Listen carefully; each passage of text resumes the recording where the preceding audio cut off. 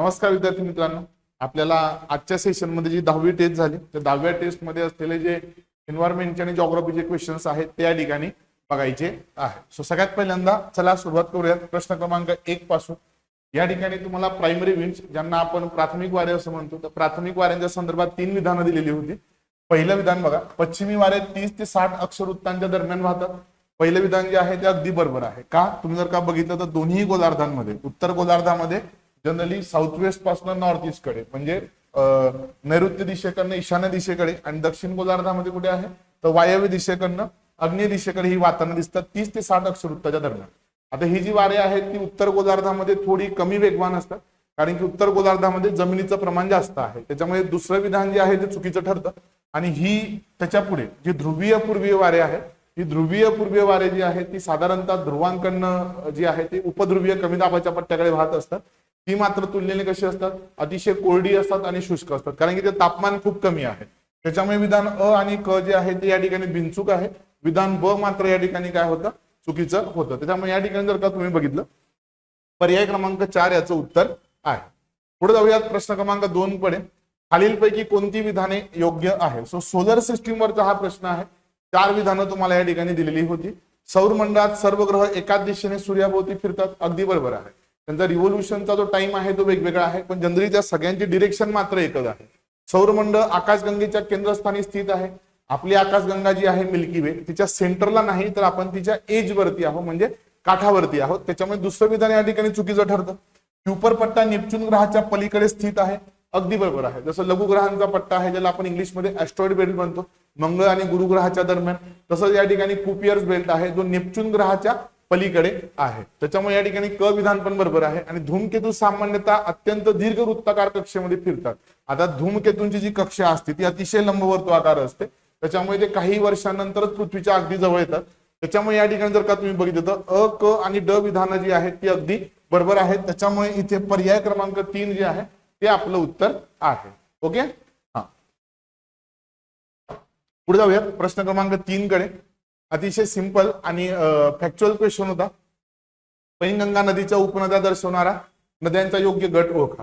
तो पैनगंगा नदी महाराष्ट्रातली एक प्रमुख नदी आहे, अजिंठा डोंगरामध्ये उगम पावते. तो अडाण, पूस, अमरावती आणि कयाधू हे तिचं उत्तर आहे. आता बाकीच्या नद्या बघा तुम्ही, मन्याड कुठे आहे रे, मला माहिती आहे, गोदावरी नदीच्या खोऱ्यामध्ये आहे, दुधना गोदावरीच्या खोऱ्यातली आहे. त्याच्यानंतर अड्यार, कापरा, सिपना, तापी खोऱ्यातल्या नद्या आहे किंवा तापीला जाऊन मिळणाऱ्या आहेत. बरोबर. त्याच्यामुळे या ठिकाणी पहिला पर्याय जो आहे तो बरोबर आहे.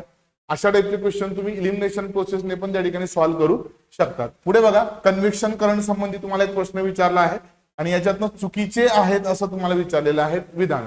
आता कन्व्हेक्शन करंट्स म्हणजे काय, आता व्यवस्थित ऐका शांतपणे.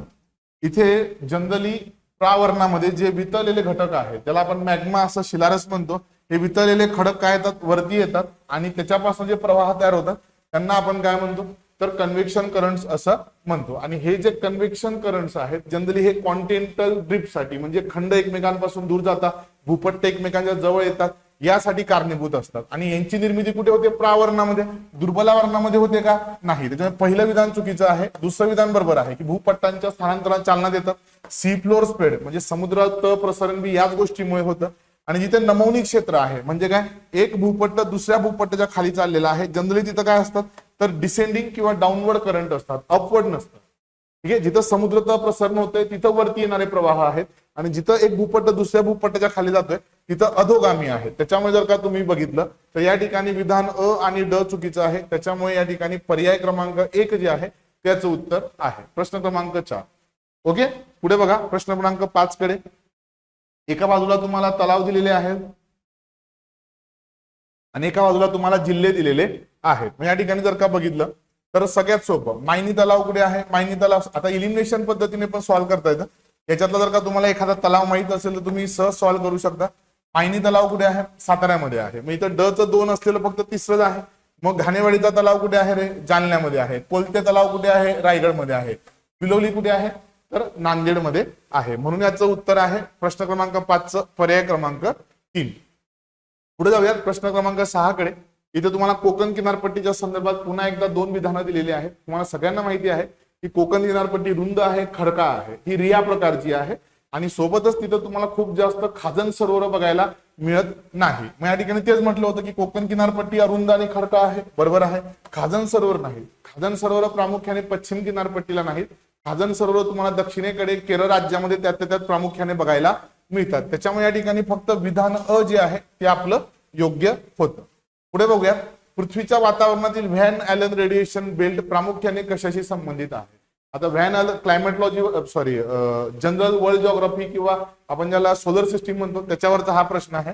आणि पृथ्वीचं जे चुंबकीय क्षेत्र आहे त्या चुंबकीय क्षेत्राशी संबंधित हा पट्टा आहे. ठीक आहे, पृथ्वीवर जे अरोरा वगैरे दिसतात त्याच्याशी यांचा डायरेक्ट संबंध असतो. ठीक आहे, लक्षात घ्या. सो पहिला जो 7वा जो प्रश्न आहे त्याचं उत्तर आहे पहिलं, अगदी फॅक्च्युअल क्वेश्चन त्या ठिकाणी तो होता.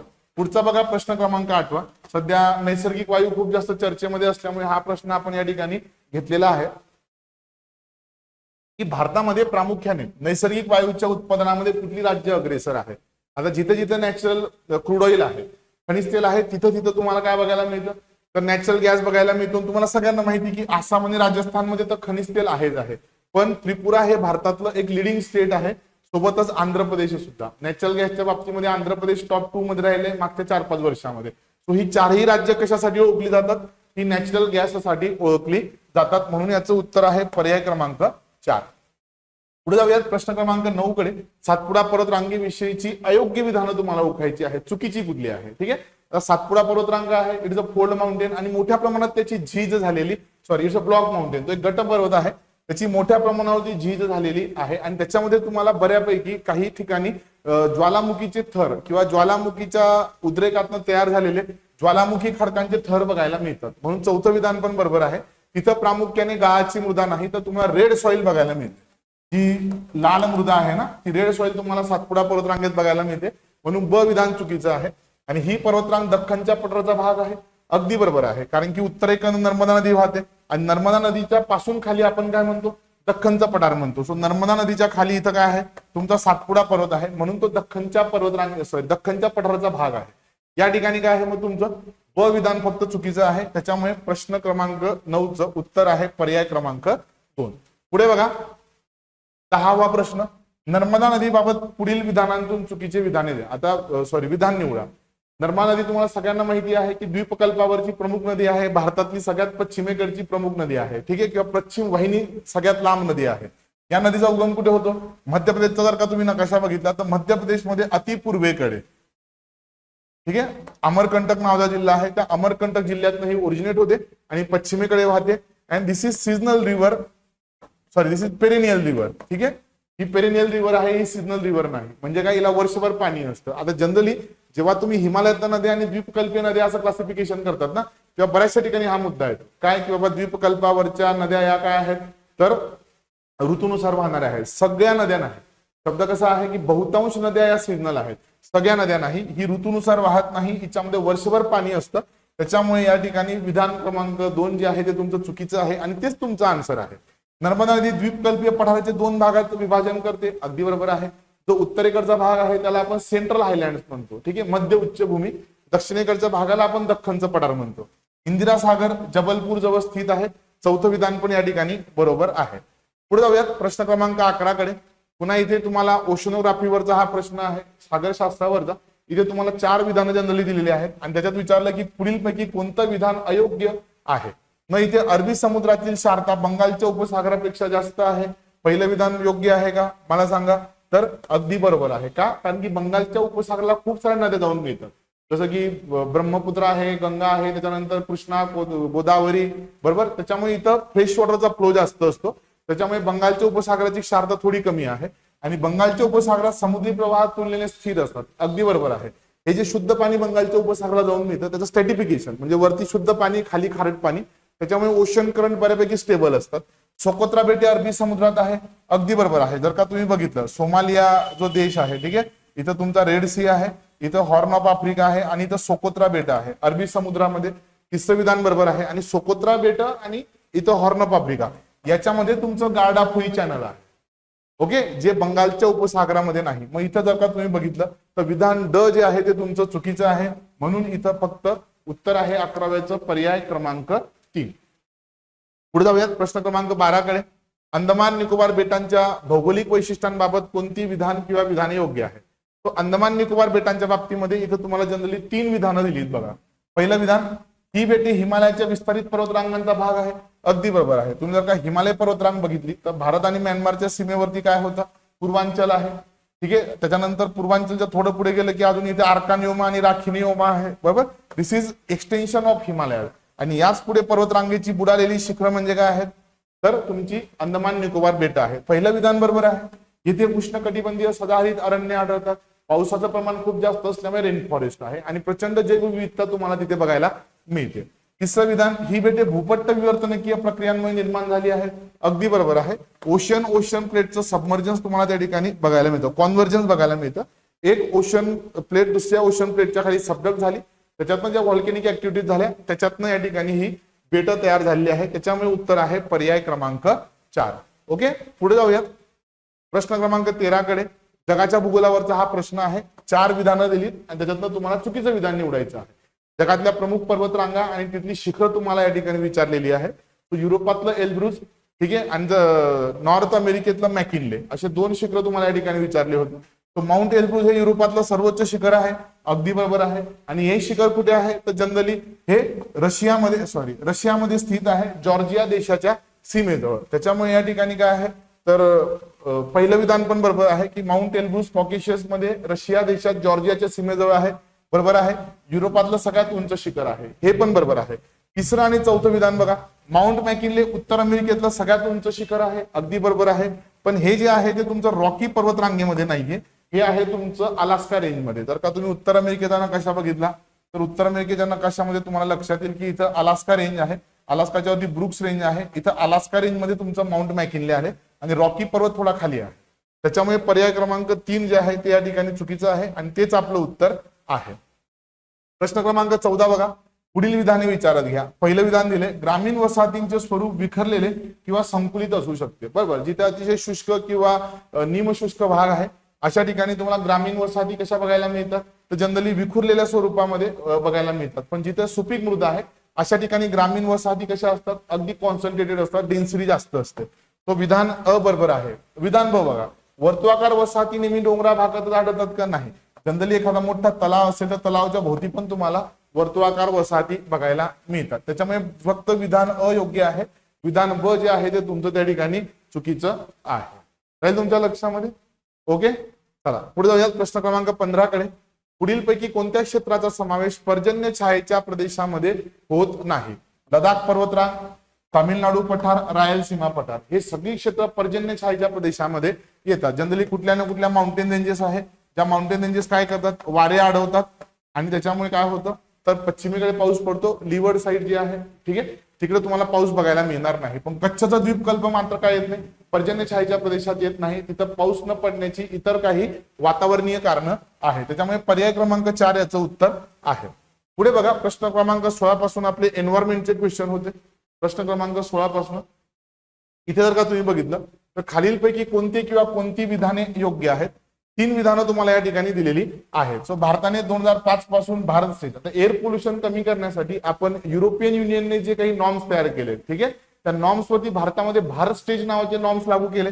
याची सुरुवात आपण 2000 पासून केली होती आणि सध्या भारतामध्ये BS6 सुरू आहे, ज्याला आपण सुरुवात 2020 पासून केली होती. सो त्याच्यामुळे पहिलं आणि दुसरं विधान जे आहे ते चुकीचं आहे. इथं इयर चेंज केले गेले होते आणि या BS स्टेज मध्ये प्रामुख्याने व्हेहिक्युलर इमिशन म्हणजे गाड्यांमधून निघणारे जे धूर आहे, त्याच्यानंतर sulphur oxide, nitrous oxide, monoxide, carbon monoxide, hydrocarbons आणि मिथेन पण समाविष्ट आहे. मग तुम्ही जर का बघितलं तर या ठिकाणी अ आणि ब विधान काय आहे, तर चुकीचं आहे. फक्त क विधान बरोबर आहे. त्याच्यामुळे या ठिकाणी पर्याय क्रमांक 1 याचं उत्तर आहे. पुढे बघा, प्रश्न क्रमांक 17. भारतातील प्रमुख हत्ती राखीव क्षेत्र आणि राज्य यांच्या योग्य जोड्या जुळवा. एका बाजूला तुम्हाला हत्ती राखीव क्षेत्र दिलेत, एका बाजूला तुम्हाला राज्य दिलेली आहे. मग इथं बघितलं तर रायला कुठे आहे, आंध्र प्रदेशमध्ये आहे. आता नॅशनल पार्क आणि टायगर रिझर्व वरती खूप वेळा प्रश्न विचारले गेले. रायला हत्ती राखीव क्षेत्र आंध्र प्रदेश, लेमरू कुठे आहे, छत्तीसगडमध्ये, इमटांकी नागालँड आणि सोनितपूर कुठे आहे, आसाम मध्ये आहे. मग तुम्ही जर का बघितलं तर 4, 3, 2, 1 असा हा क्रम आहे. पर्याय क्रमांक 2 याचं उत्तर आहे. ओके, प्रश्न क्रमांक 18 बघा. किनारपट्टी नियमन क्षेत्र CRZ तुम्हाला सगळ्यांना माहित आहे. सीआरझेडचे काही रूल्स आहेत, पर्यावरणीय दृष्ट्या अतिशय संवेदनशील असतात. तो किनारपट्टीच्या भागामध्ये जनरली कुठल्या कुठल्या ऍक्टिव्हिटीज म्हणजे सीआरझेड मध्ये कुठल्या कुठल्या ऍक्टिव्हिटीज करता येतात, तर अणुऊर्जा विभागाशी संबंधित प्रकल्प अलाउड आहेत. पाईपलाईन आणि वहन प्रणाली, कुठल्या पाईपलाईन्स टाकायचे असतील आंतरराष्ट्रीय महत्वाच्या, अलाउड आहेत.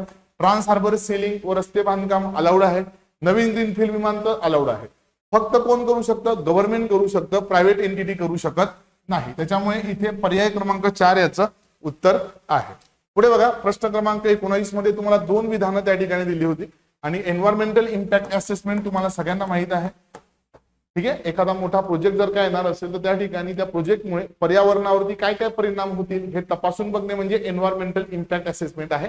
आणि भारताचा जो पर्यावरण संरक्षण कायदा आहे 1986 चा, त्याच्यामध्ये काय आहे तर एन्व्हायरमेंटल इम्पॅक्ट असेसमेंटची तरतूद आहे.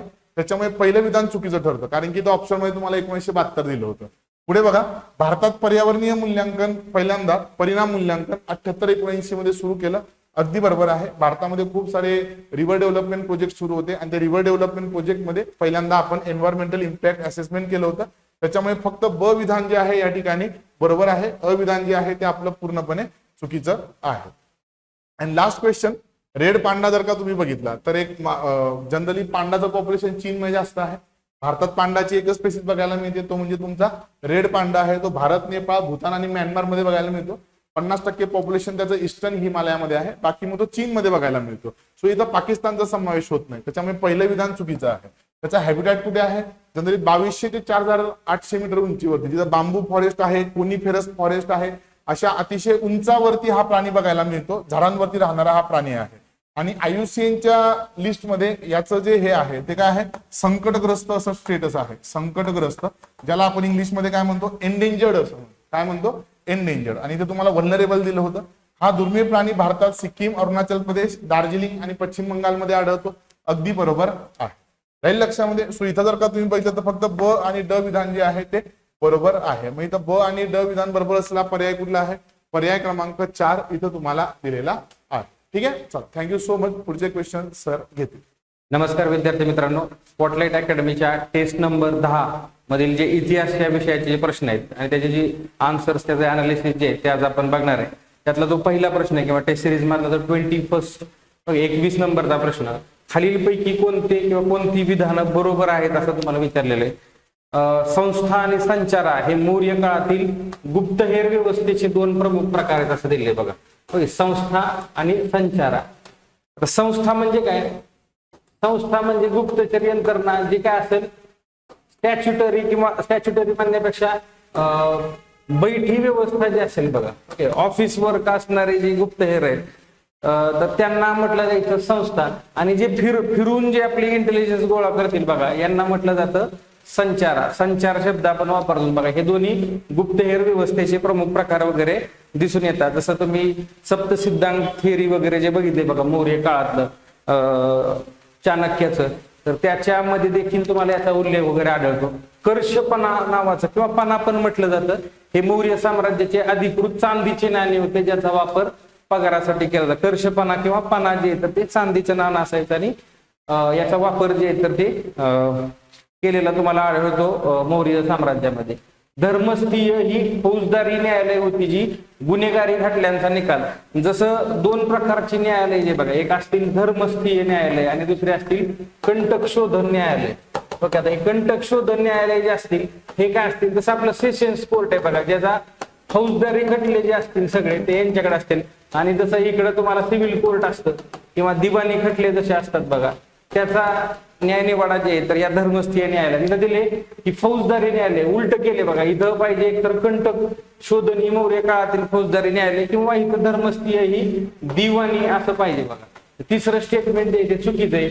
कोणती विधानं बरोबर आहे, अ आणि ब, ऑप्शन नंबर 1 जे असेल ते त्यामुळे याचं करेक्ट आन्सर असेल. तिसरं जे आहे तर ते धर्मस्थीय ही न्यायालय मौर्य काळातील नक्कीच आहेत, पण ती दिवाणी न्यायालय, फौजदारी नाही. फौजदारी न्यायालयांचं नाव कंटक शोधन असं म्हटलं जातं. पुढचा जो क्वेश्चन आहे, क्वेश्चन नंबर 22, ऐहोळ शिलालेख. या ऐहोळ शिलालेखामध्ये कोणत्या राज्याचा उल्लेख जो आहे तर तो उत्तर पतपती असा आढळतो. आता ऐहोळ शिलालेख जो आहे बघा, कर्नाटकामध्ये एक वर्ल्ड हेरिटेज साईट मध्ये असणारं एक ठिकाण. रवी कीर्ती यांनी लिखित चालुक्य सेकंड जे आहे बघा, चालुक्य राजा जो आहे पुलकेशिन सेकंड, याच्या काळातलं हे शिलालेख वगैरे आढळतो, रवी कीर्तीने जे आहेत तर तो लिहिलेला आहे. त्या शिलालेखामध्ये जेव्हा हर्षवर्धन वर्धन साम्राज्य किंवा पुष्यभूती साम्राज्याचा राजा त्याने जेव्हा नर्मदा क्रॉस करण्याचा प्रयत्न केला तेव्हा त्याला पुलकेशीन दुसऱ्याने हरवलं असं दिलं. तर त्या हर्षवर्धनाचा उल्लेख तो काय करतो, उत्तर पतपती. उत्तर पतपती म्हणजे इथं हर्षवर्धन आहे. पुलकेशीन दुसरा जे तर त्यांनी त्याला हरवलेलं सांगितलेलं आहे. उत्तर पतपती कोण आहे तर हर्षवर्धन आहे. जिओग्राफी थोडी बघितली असते तर तुम्हाला समजलं. इथं याच ठिकाणी कन्फ्युजन, समुद्रगुप्त वगैरे येणार नाही, तुम्हाला माहिती आहे गुप्ता साम्राज्य खूप आधी आहे. ओके, तर 22 तर 1 नंबर जे असेल ते परत एकदा करेक्ट आन्सर असेल. नेक्स्ट क्वेश्चन बघा, संगम साहित्याबाबत कोणती विधान किंवा विधानं बरोबर आहेत. संगम कवितांचे निसर्गाशी असलेल्या संबंधानुसार 5 तिनईमध्ये जे आहेत तर ते भौगोलिक विभागांमध्ये वर्गीकरण. जसं तुम्हाला सांगितलेलं बघा मागं नीलकुरिंजी फॉरेस्ट आहे. आता कुरिंजी म्हणजे काय, कुरिंजी म्हणजे डोंगराळ जमिनीला जे तर ते कुरिंजी असं म्हटलं जातं. पळई म्हणजे काय, वेल्लई म्हणजे काय, असे 5 वर्गीकरण जे आहे ते केलं. जसं नीलकुरिंजी जे आहे बघा, नीलगिरी जे आहे तर निळ्या कलरची जी नीलगिरी काय नीलकुरिंजी काय एकच झालं. नीलकुरिंजी जे फुल येतं बघा तर ऑब्व्हियसली ते निळ्या कलरचं, आणि कुरिंजी म्हणजे काय डोंगराळ प्रदेश. तर हे वर्णन सुद्धा जे आहे तर ते संगम साहित्यातूनच तुम्हाला आलेलं तुम्हाला दिसून येतं. 5 अशा वेगवेगळ्या वर्गीकरणात जमिनीची वर्गवारी तुम्हाला केलेली तुम्हाला दिसून येते. संगम साहित्यातलं शिलापद्दीकरम किंवा शिलपद्दीकरम हे महाकाव्य इलेंगो अडिगळ यांनी लिहिलेलं असून कोवलन आणि कन्नगी यांच्या कथेवर, जसं सत्यवान सावित्रीची कथा बघा तसं प्रसिद्ध आहे. सिमिलर म्हणजे तीच प्लॉट तो स्टोरी जसा आहे तर ते कोवलन आणि कन्नगी पतिप्रथा ज्याला म्हणतो आपण, तर त्या पद्धतीने ही स्टोरी तुम्हाला दिसून येते. ज्या पद्धतीने बघा इकडं उत्तर भारतात किंवा बाकी ठिकाणी जसं जे महत्व म्हणजे इव्हन दक्षिण भारतात पण महाभारत रामायणाला महत्व आहे, तसंच काही प्रमाणात जे आहे महत्व जे आहे तर ते शिलापद्दीकरमला तुम्हाला दिसून येतं आणि ते इलेंगो अडिगळ यांनी लिहिलेलं तुम्हाला दिसून येईल. दोन्ही विधानं बरोबर आहे. पांड्य राजांच्या आश्रयाखाली तंजावर येथे 3 प्रमुख संगम परिषदांचं आयोजन करण्यात आलं. आता पांड्या रुलर जे आहेत यांनी ज्याला पॅट्रोनेज केलेलं हे स्टेटमेंट जरी बरोबर असलं तरी जे ठिकाण आहे ते ठिकाण तंजावर दिसत नाही, तर ठिकाण दिसतं तुम्हाला मदुराई. ओके, मदुराई हे ठिकाण तुम्हाला दिसून येईल. तंजावर हे जे ठिकाण आहे तर ते चोल साम्राज्याच्या वेळेस प्रॉमिनन्सला आलेलं तुम्हाला दिसून येतं. त्यामुळे तिसरं विधान जे आहे तर ते चुकीचं ठरतं. परत एकदा याचं उत्तर जे आहे तर ते ऑप्शन नंबर 1 जे असेल तेच याचं करेक्ट आन्सर जे आहे ते येतं बघा. त्याच्यानंतर आता संगम साहित्य वगैरे किंवा संगम पिरियड कोणता तर इसवी सन पूर्व 300 to इसवी सन 300 हा 600 वर्षाचा कालखंडाला तुम्ही संगम साहित्य म्हणता. तमिळनाडूच्या पर्टिक्युलरली दक्षिण भारताच्या सगळ्यात इतिहासासाठी प्रचंड महत्वाचं असणारं संगम साहित्य दरवर्षी UPSC ला जे आहे त्याच्यावर प्रश्न विचारले जातात. त्याच्यानंतर बघा नेक्स्ट क्वेश्चन, मध्ययुगीन लेखक आणि त्यांचे ग्रंथ यांच्याबाबत कोणतं विधान जे आहे ते बरोबर तुम्हाला विचारले.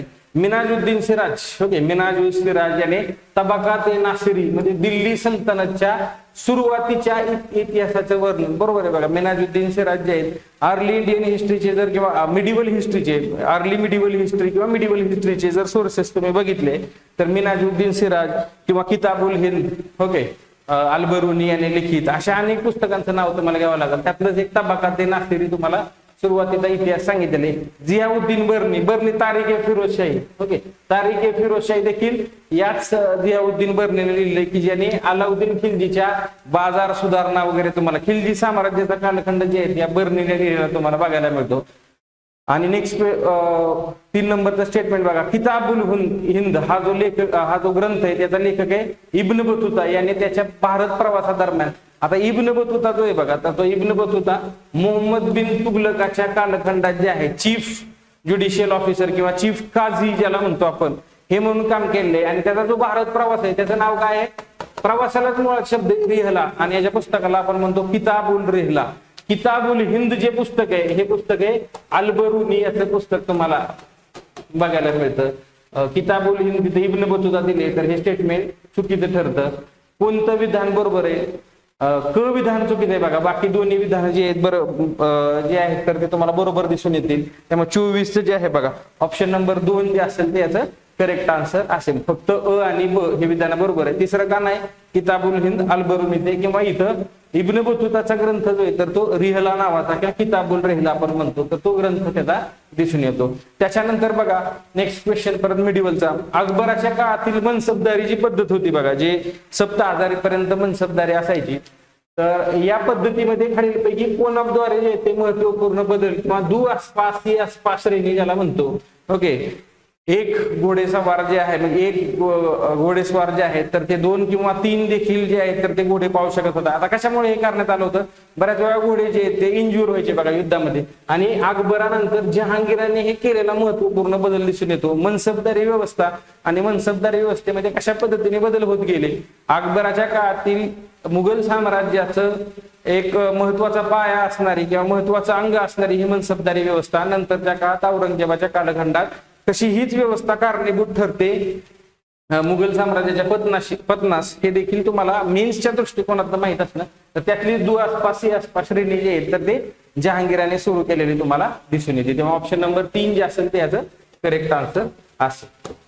त्याच्यानंतर बघा मुघल वास्तुकलेबद्दल बघा, आर्ट अँड कल्चर साधारण जातो. तर खालीपैकी कोणतं विधान बरोबर नाहीत असं तुम्हाला विचारले, कोणतं विधान बरोबर नाही. तर हुमायूंची कबर भारतातील दुहेरी घुमट पद्धतीचे पहिले प्रमुख उदाहरण मानले जाते. हुमायूंची कबर पहिले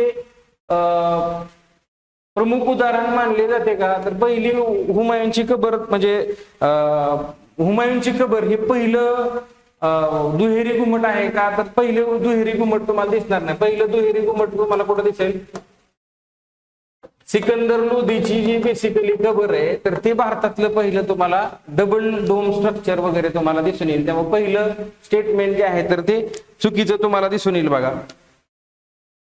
त्याच्यानंतर जे आहेत मुघल वास्तुकलेमध्ये जे आहेत चारबाग शैलीची सुरुवात जी आहे तर ते औरंगजेबाच्या कालखंडात जे आहे ते झाली. तर मुघल वास्तुकलेमध्ये चारबाग शैलीची सुरुवात औरंगजेबाने नाही केलेली, तर तुम्हाला माहिती आहे बाबरपासूनच ही शैली जी आहे तर ते सुरू झालेली तुम्हाला दिसून येते. म्हणजे दुसरं विधान जे आहे ते देखील तुम्हाला चुकीचं दिसून येतं. मुघल वास्तुकला ओके एक मिनिट, मुघल वास्तुकला तुम्हाला विचारलं तर मुघलांच्या वास्तुकलेच्या संदर्भात जर विचार केला, जसं आता सिकंदर लोधीची जी कबर आहे तर सिकंदर लोधीची कबर पहिलं डबल डोम स्ट्रक्चर असलं तरी ते मुघल वास्तुकलेच्या रिलेटेड नाहीये. मुघल वास्तुकलेतले जर पहिलं डबल डोम स्ट्रक्चर म्हणलं तर ते तुम्हाला हुमायून्स टॉम्बस म्हणावं लागेल. याच्यापासूनच इन्स्पायर होऊन जे ते तुम्हाला माहिती आहे ताजमहाल नंतर करण्यात आले. तसा विचार केला तर भारतातील पहिलं डबल डोम स्ट्रक्चर सिकंदर लोधीची कबर जरी असली, इथे तुम्हाला प्रश्न आहे मुघल वास्तुकलेबाबत. तर मुघल वास्तुकलेबाबत हुमायूनची कबर हीच तुम्हाला पहिले डबल डोम स्ट्रक्चर वगैरे बघायला मिळेल. याच पुढचं वर्जन मग तुम्हाला ताजमहालामध्ये double dome structure. Double dome काय सिंगल डोम तुम्हाला सांगितले, डबल डोमचा फायदा काय दिसून येतो तुम्हाला, लार्जर ग्रँड स्ट्रक्चर्स तुम्ही करून येता कारण तुम्हाला सपोर्ट सापडतो. 3 नंबरचा स्टेटमेंट बघा, आग्रा येथील इत्तिमाद उद्दौलाची कबर ही पूर्णपणे पांढऱ्या संगमरवरी दगडाने बांधलेली पहिली मुघल वास्तू आहे. पहिली सगळ्यात पूर्ण पांढरी संगमरवरी वास्तू देखील इत्तिमाद उद्दौला. इत्तिमाद उद्दौला कोण आहेत बघा, तर नूरजहान यांचे वडील तुम्हाला इत्तिमाद उद्दौला. आणि ह्या पांढऱ्या संगमरवरात बनवलेले हे वास्तू देखील जसं डबल डोम स्ट्रक्चर हुमायूनच्या कबरने इन्स्पायर केलं ताजमहालला, तसंच या इत्तिमाद उद्दौला यांची जी टॉम्ब आहे तर त्या इत्तिमाद उद्दौला यांची टॉम्बने इन्स्पायर केलं संगमरवर वापरण्यासाठी ताजमहालला. तर हे देखील बरोबर आहे. तुम्हाला कोणती विधानं बरोबर नाहीत विचारले, फक्त ब विधान जे आहे तर ते बरोबर नाहीत. आता मी परत एकदा तुम्हाला सांगेन की हुमायूनची कबर हे डबल डोम स्ट्रक्चर पहिलं उदाहरण भारतातील मानलं जातं का, तर डायरेक्ट विचारलं असतं हे कदाचित नसतं, तर हे विधान चुकीचं असलं असतं. पण तुम्हाला विचारले मुघलकालीन वास्तुकलेबाबत सांगा, तर मुघलांच्या काळातलं तुम्हाला पहिलं स्ट्रक्चर जे तर ते हुमायूनची कबर दिसून येईल. ओके, त्यामुळं तसा विचार केला तर टेक्निकली हे बरोबर आहे. जर हे नसतं तर कदाचित ते विधान जे आहे ते चुकीचं दिसून आहे. बरोबर नाही ते विचारले, फक्त ब विधान जे आहे तर ते बरोबर नाही असं तुम्हाला दिसून येईल. त्याच्यानंतर बघा 27 नंबरचा क्वेश्चन, ब्रिटिश काळातील आर्थिक धोरणांबाबत कोणते विधान किंवा विधाने बरोबर आहेत. 1833च्या सनदी कायद्याने चहा आणि चीनचा व्यापार वगळता ईस्ट इंडिया कंपनीची व्यापारातील मक्तेदारी संपुष्टात आणली. ओके, चहा चीन नाही बघा, चहा चीन तर ते हे जे वाक्य आहे मुळात हे 1813 पाहिजे इथं. 1833 ला सगळंच काहीच वगळायचं, एक्सेप्शन काहीच ठेवलं नाही, सगळंच व्यापारी कार्य संपुष्टात आणलं. त्यामुळे हे विधान ऑब्व्हियसली चुकीचं ठरतं. अचुकीचे डायरेक्ट उत्तरापर्यंत जातात तुम्ही. बरोबर विधान एकतर्फी मुक्त व्यापार, युनिलॅटरल जो व्यापार होता त्यामुळे भारतीय हस्तकला, युनिलॅटरल म्हणजे काय, ब्रिटिशांना त्याचा फायदा होत होता. भारतातून निर्यात होत नव्हती, तिकडनंच आयात व्हायची, त्यामुळे भारत हस्तकला किंवा हँडीक्राफ्टचा राज झाला. विधान बरोबरच आहे, जनरलिस्टिक स्टेटमेंट आहे बा. रेल्वेच्या विकासामुळे भारतीय भांडवलदारांना मोठ्या प्रमाणात नफा मिळवण्याची संधी, हे पण तुम्हाला बऱ्याच वेळा सांगितलंय बघा. ह्याच्यासाठी रेल्वे आणण्यासाठी जे कॅपिटल आणलं ते सगळं कॅपिटल काय होतं, फॉरेन कॅपिटल होतं, बाहेरून आणलेलं कॅपिटल होतं. याच्यावर बऱ्याच तेव्हाच्या ज्या आर्थिक मीमांसा करणाऱ्या आपल्या हिस्टोरियन्सने जे असेल किंवा ते आपल्या फ्रीडम फायटर्सने आहे, याच्यावर टीका देखील करताना तुम्हाला दादाभाई नौरोजी, दिनशॉ रानडे असतील, महादेव गोविंद रानडे यांनी टीका देखील केलेली तुम्हाला दिसून येते. तेव्हा भारतीय भांडवलदारांना काही याचा फायदा झाला नाही. कोणतं विधान बरोबर आहे, फक्त ब विधान बरोबर आहे. अ आणि क दोन्ही चुकीचं तुम्हाला दिसून. त्याच्यानंतर बघा 1857च्या संदर्भात कोणती विधानं जी आहेत तर ते बरोबर आहेत असं तुम्हाला विचारलेलं आहे. लॉर्ड कॅनिंग हा गव्हर्नर जनरल होता उठावाच्या वेळी, बरोबर आहे बघा. लॉर्ड कॅनिंग जो आहे तर तो 1856 पासून ते तुम्हाला 1857च्या उठावा, म्हणजे हाच व्यक्ती जो आहे तर 1856 पासून तुम्हाला दिसून येतो. हाच व्यक्ती नंतर पहिला व्हाईसरॉय वगैरे बनलेला पण तुम्हाला दिसून येतं. सावरकरांनी याला भारताचे पहिले स्वातंत्र्य समर, ते तुम्हाला पुस्तकाचंच नाव आहे बघा, तर ते माहितच आहे. ओके, उठावानंतर 1858च्या कायद्याने भारताचे प्रशासन ब्रिटिश राजाकडे किंवा क्राऊनकडे हस्तांतरित करण्यात आलं. आता हे तसा मी म्हणेल की इझी स्वरूपाचा जो प्रश्न आहे त्या कॅटेगरीमध्ये जाईल. तिन्ही विधानं जे आहेत तर तिथं बरोबर दिलेले तुम्हाला दिसून येतात. त्याच्यानंतर बघा हंटर कमिशन या बाबतीत म्हणजे शिक्षणाच्या संदर्भात जे आलं बघा प्राथमिक माध्यमिक शिक्षणाला, तर यातली कोणती विधानं, या आयोगाचा भर प्राथमिक माध्यमिक शिक्षणाच्या, मी आताच बोललो बघा, हे प्राथमिक किंवा माध्यमिक शिक्षणासाठी झालं होतं.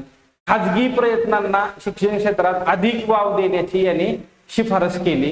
हे देखील विधान जे आहे तर ते शिफारस जे आहे इट रिकमेंडेड मोर स्कोप, बरोबर.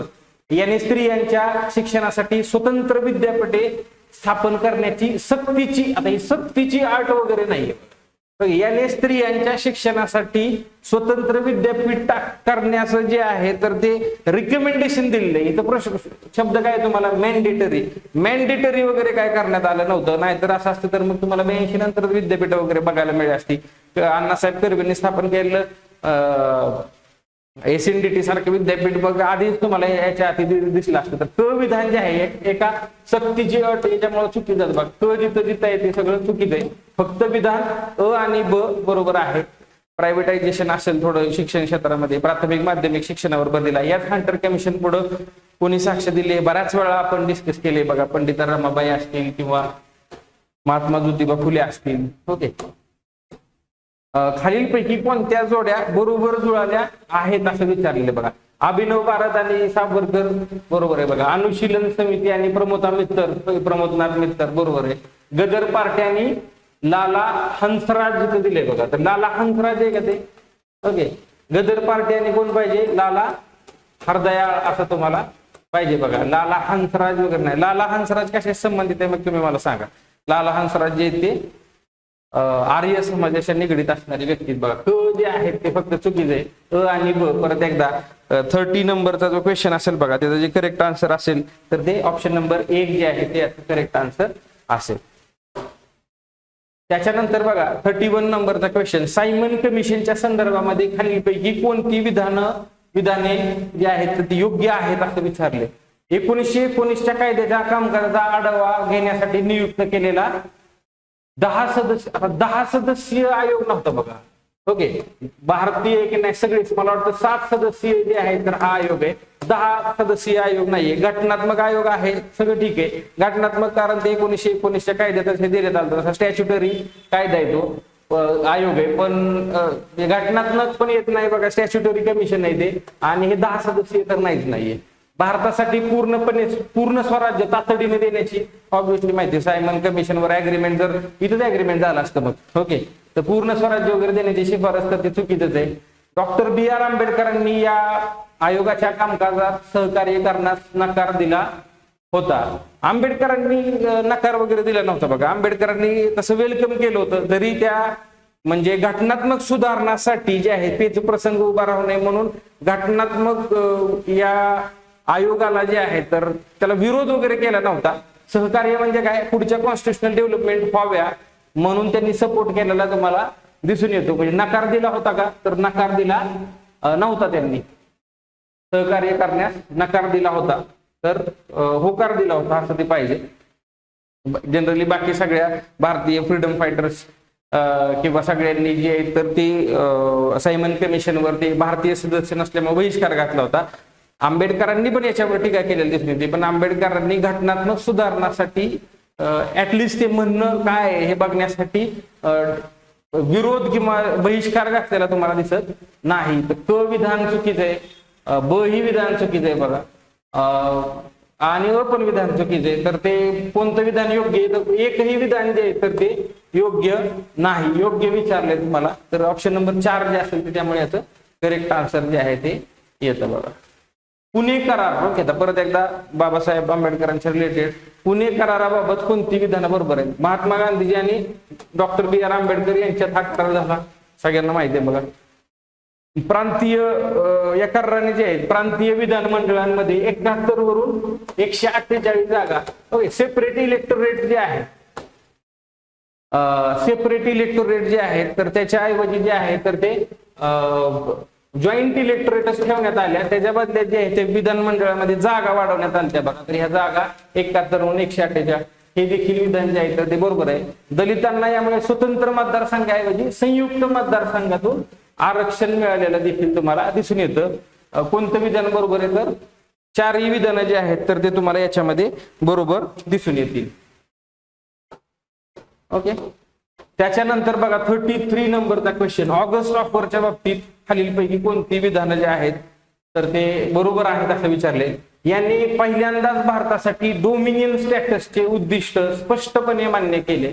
पहिल्यांदा असं जर कुठलं आयोग म्हणला असेल तर डोमिनियन स्टॅटस द्यायचं, तर ते डोमिनियन स्टॅटस ऑगस्ट ऑफरनीच, म्हणजे तुम्हाला माहिती आहे बघा महायुद्ध सुरू होतं, दुसरं महायुद्ध, आणि त्याच्यानंतर जे आहे तर ते डोमिनियन स्टॅटस देण्यासाठी म्हणजे पहिल्यांदा भारताच्या कॉपरेशन घेण्यासाठी ऑगस्ट ऑफर भारतासमोर प्रस्ताव मांडण्यात येतो. आणि पहिल्यांदा भारताचं डोमिनियन स्टॅटस म्हणजे तोपर्यंत भारताचं राष्ट्रीय चळवळीचं स्टँड जो आहे तो पूर्ण स्वराज्य कम्प्लीट इंडिपेंडन्स कडे गेलेला असतो, पण यांनी पहिल्यांदा ऑफर केली का, तर बरोबर आहे. यात युद्धानंतर प्रामुख्याने भारतीयांनी बनवलेल्या संविधान सभेची तरतूद होती.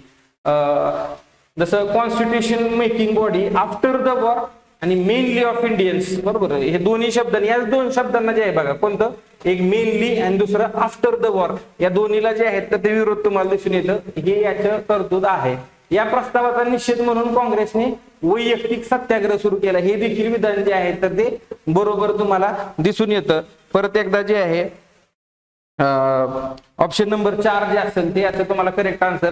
जसं तुम्हाला माहिती आहे बघा, वैयक्तिक सत्याग्रह इथं सुरू होतो आणि मला वाटतं ऑक्टोबर 1941च्या आसपास, आणि लगेचच 2 महिन्यात म्हणजे डिसेंबरच्या सुरुवातीलाच एकाच महिन्यानंतर जे आहे तर ते जपान जे आहे तर ते पर्ल हार्बरवर अटॅक करतं. आणि मग जपान युद्धात आल्यानंतर आशियामध्ये जपानची घौडदौड जी आहे विजयी रोखण्यासाठी म्हणून जे आहे तुम्हाला अमेरिका सारखी राष्ट्र जे आहे ते दबाव निर्माण करतात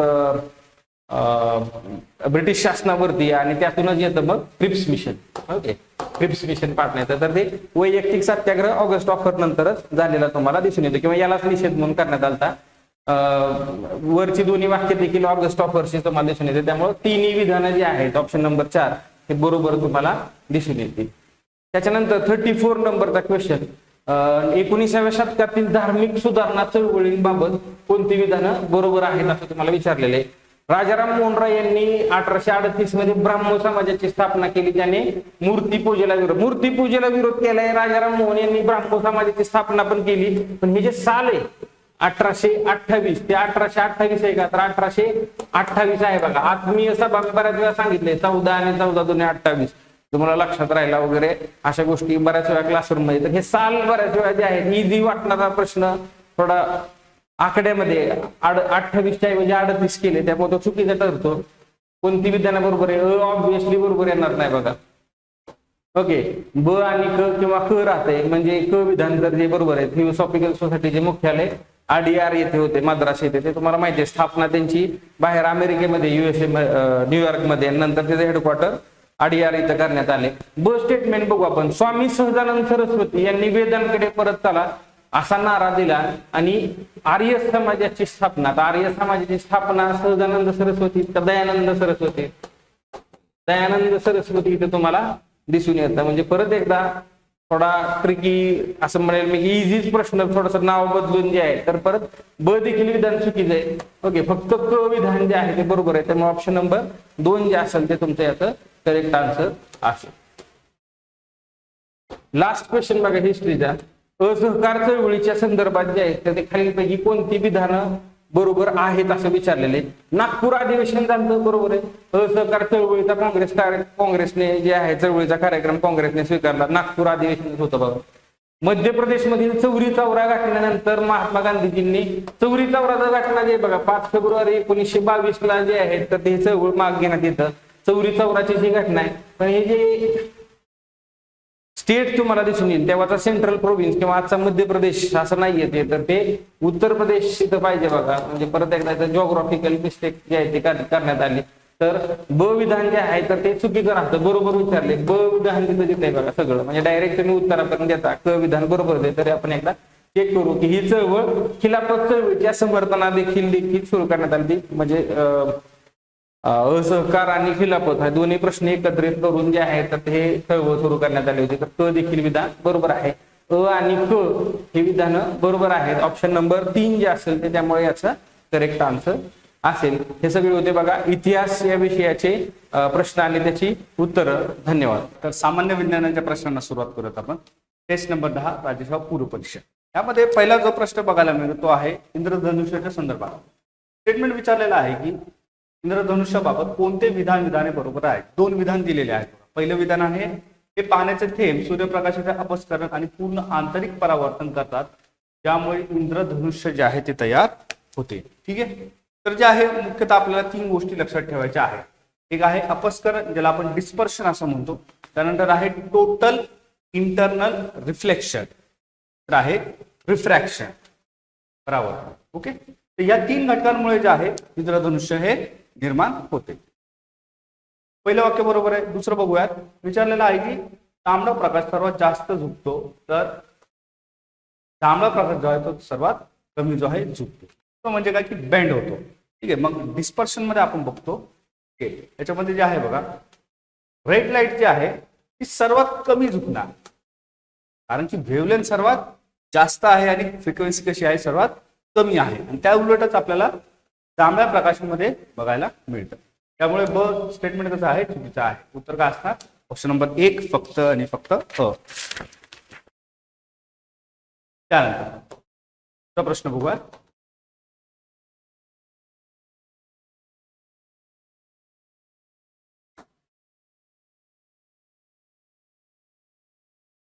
विचारलेला आहे की रक्तातील खालीलपैकी कोणता घटक रक्त गोठण्याची प्रक्रिया सुरू करण्यासाठी पूर्णतः जबाबदार असतो, परंतु त्यामध्ये केंद्रक नसते. आता बघा आपल्याला माहिती आहे बेसिकली जे आहे रक्ताचे घटक काय काय असतात. प्लाझ्मा आहे, आरबीसी आहे, डब्ल्यूबीसी आहे, बरोबर. हे सगळे काय आहेत? रक्ताचे घटक आहेत. तर त्याच्यामध्ये ही जी नावं दिलेली आहेत बघा, तांबड्या पेशी किंवा एरिथ्रोसाइट्स, हे कशाला म्हटलं जातं? आरबीसीला. आता याच्यामध्ये जे आहे बघा न्यूक्लियस नाहीये, परंतु हे पण आपलं उत्तर नाहीये. कारण असं आहे की रक्त गोठण्याची प्रक्रिया जेव्हा आपण बघतो तर रक्त गोठण्यामध्ये जे फायब्रिन मध्ये जाऊन जे अटकतात ते असतात प्लेटलेट्स. प्लेटलेट्सचं सायंटिफिक नाव काय आहे? रक्तबिंबिका म्हणजेच थ्रोम्बोसाइट्स. तर प्लेटलेट्स जे आहे बघा आपल्याला इथं उत्तर असणार आहे, त्याला सायंटिफिक भाषेमध्ये म्हटलं जातं थ्रोम्बोसाइट्स. ओके. त्यानंतर पुढचा प्रश्न आहे बघा प्रश्न क्रमांक 38.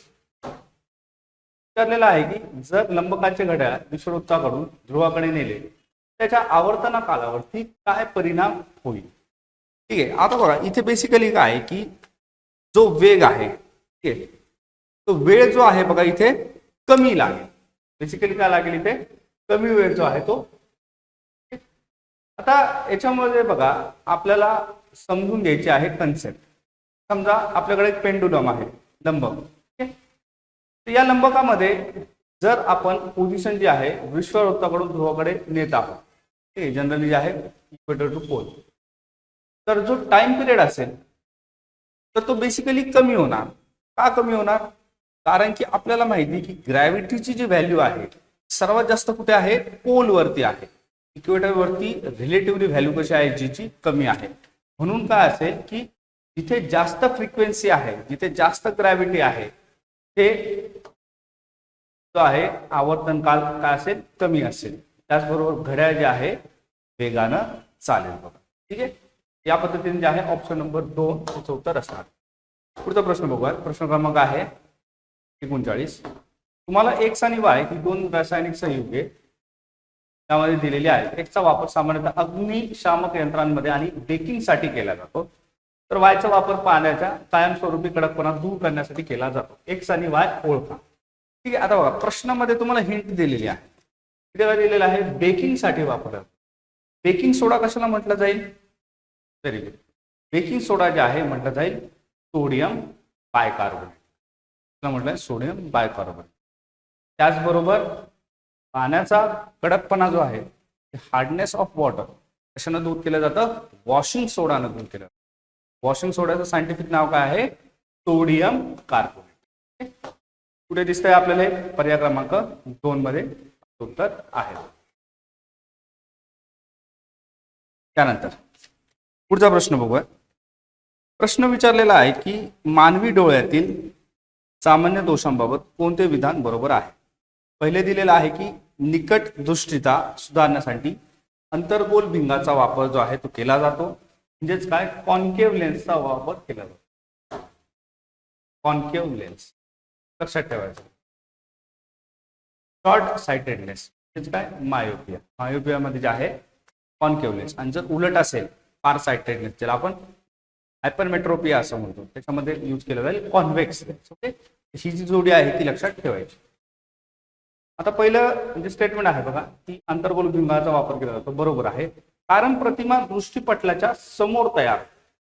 कुठे तयार होते? समोर तयार होते. आता इथे बेसिकली काय आहे की आयबॉल जो आहे बघा हा जनरली काय होतो? इलॉंगेट होतो. का होतो? मोठा होतो. मोठा असल्यामुळे काय आहे की प्रतिमा जी आहे ती समोर तयार होते. ठीक आहे, त्यानंतर पुढे दिलेलं आहे दुसरं स्टेटमेंट. जेव्हा डोळ्याची बाहुली खूप लांब होते तेव्हा दूरदृष्टिता उद्भवते, त्यामुळे प्रतिमा दृष्टीपटलाच्या मागे तयार होते. ठीक आहे, तर बघा आता इथे दूरदृष्टीचा जो आजार आहे हायपरमेट्रोपिया, याच्यामध्ये जनरली आखुडली जाते म्हणजेच कॉन्ट्रॅक्ट होतं. आयबॉल का होणार? लहान होणार, आखडणार, कॉन्ट्रॅक्ट होणार. ठीक आहे, व जे विधान आहे ते चुकीचं आहे. तर काय असणार आहे? फक्त पर्याय क्रमांक 1. त्यानंतर पुढचा प्रश्न बघा. विचारलेला आहे की खालीलपैकी कोणते रोग विषाणूमुळे होतात परंतु एडिस इजिप्टी डासामार्फत पसरतात? ठीक आहे, मग एडिस इजिप्टीचा जो आहे इथे रेफरन्स दिलेला आहे. आता एडिस इजिप्टी जे आहे बघा आपल्याला बघायला मिळतो एकतर चिकुनगुनियामध्ये. ठीक आहे, त्यानंतर दुसरा आहे डेंग्यू मध्ये. पर्याय क्रमांक उत्तर काय असणार आहे? ब आणि क. मलेरियाचा विचार केला तर अॅनोफिलिस मॉस्किटो जो आहे, अॅनोफिलिस मच्छर जो आहे, मॉस्किटो डास हा इथे कारणीभूत असतो. अॅनोफिलिस. आणि जॅपनीज एन्सेफॅलायटिसचा जर आपण उल्लेख केला तर क्युलेक्स डास जो आहे हा इथे कारणीभूत असतो. क्युलेक्स डास. ठीक आहे, तर उत्तर असणार आहे पर्याय क्रमांक 2. त्यानंतर पुढचा प्रश्न आहे बघा 42. विचारलेला आहे की अधातू आणि मानक हे खोलीच्या तापमानाला त्यांच्या भौतिक अवस्थांच्या कोणत्या जोड्या अचूक जुळल्या आहेत? जोड्या ज्या आहेत त्या विचारल्या. ठीक आहे, खोलीचं तापमान म्हणजे काय? Room temperature. रूम टेम्परेचर साधारणतः किती असतं? 20 डिग्री ते 24 डिग्रीच्या राऊंड जे आहे ते आपल्याला बघायला मिळतं. बघायचं ठीक आहे, स्टँडर्ड रूम टेम्परेचर त्याला म्हणतात. आता याच्यामध्ये बघा आयोडीन जर आपण बघितलं तर रूम टेम्परेचरला हे सॉलिड असतं. ठीक आहे, त्यानंतर जे आहे ब्रोमिन. तर ब्रोमिन मध्ये जे आहे बघा आपल्याला बेसिकली लिक्विड फॉर्म मध्ये जे आहे ते आढळणार रूम टेम्परेचरवर.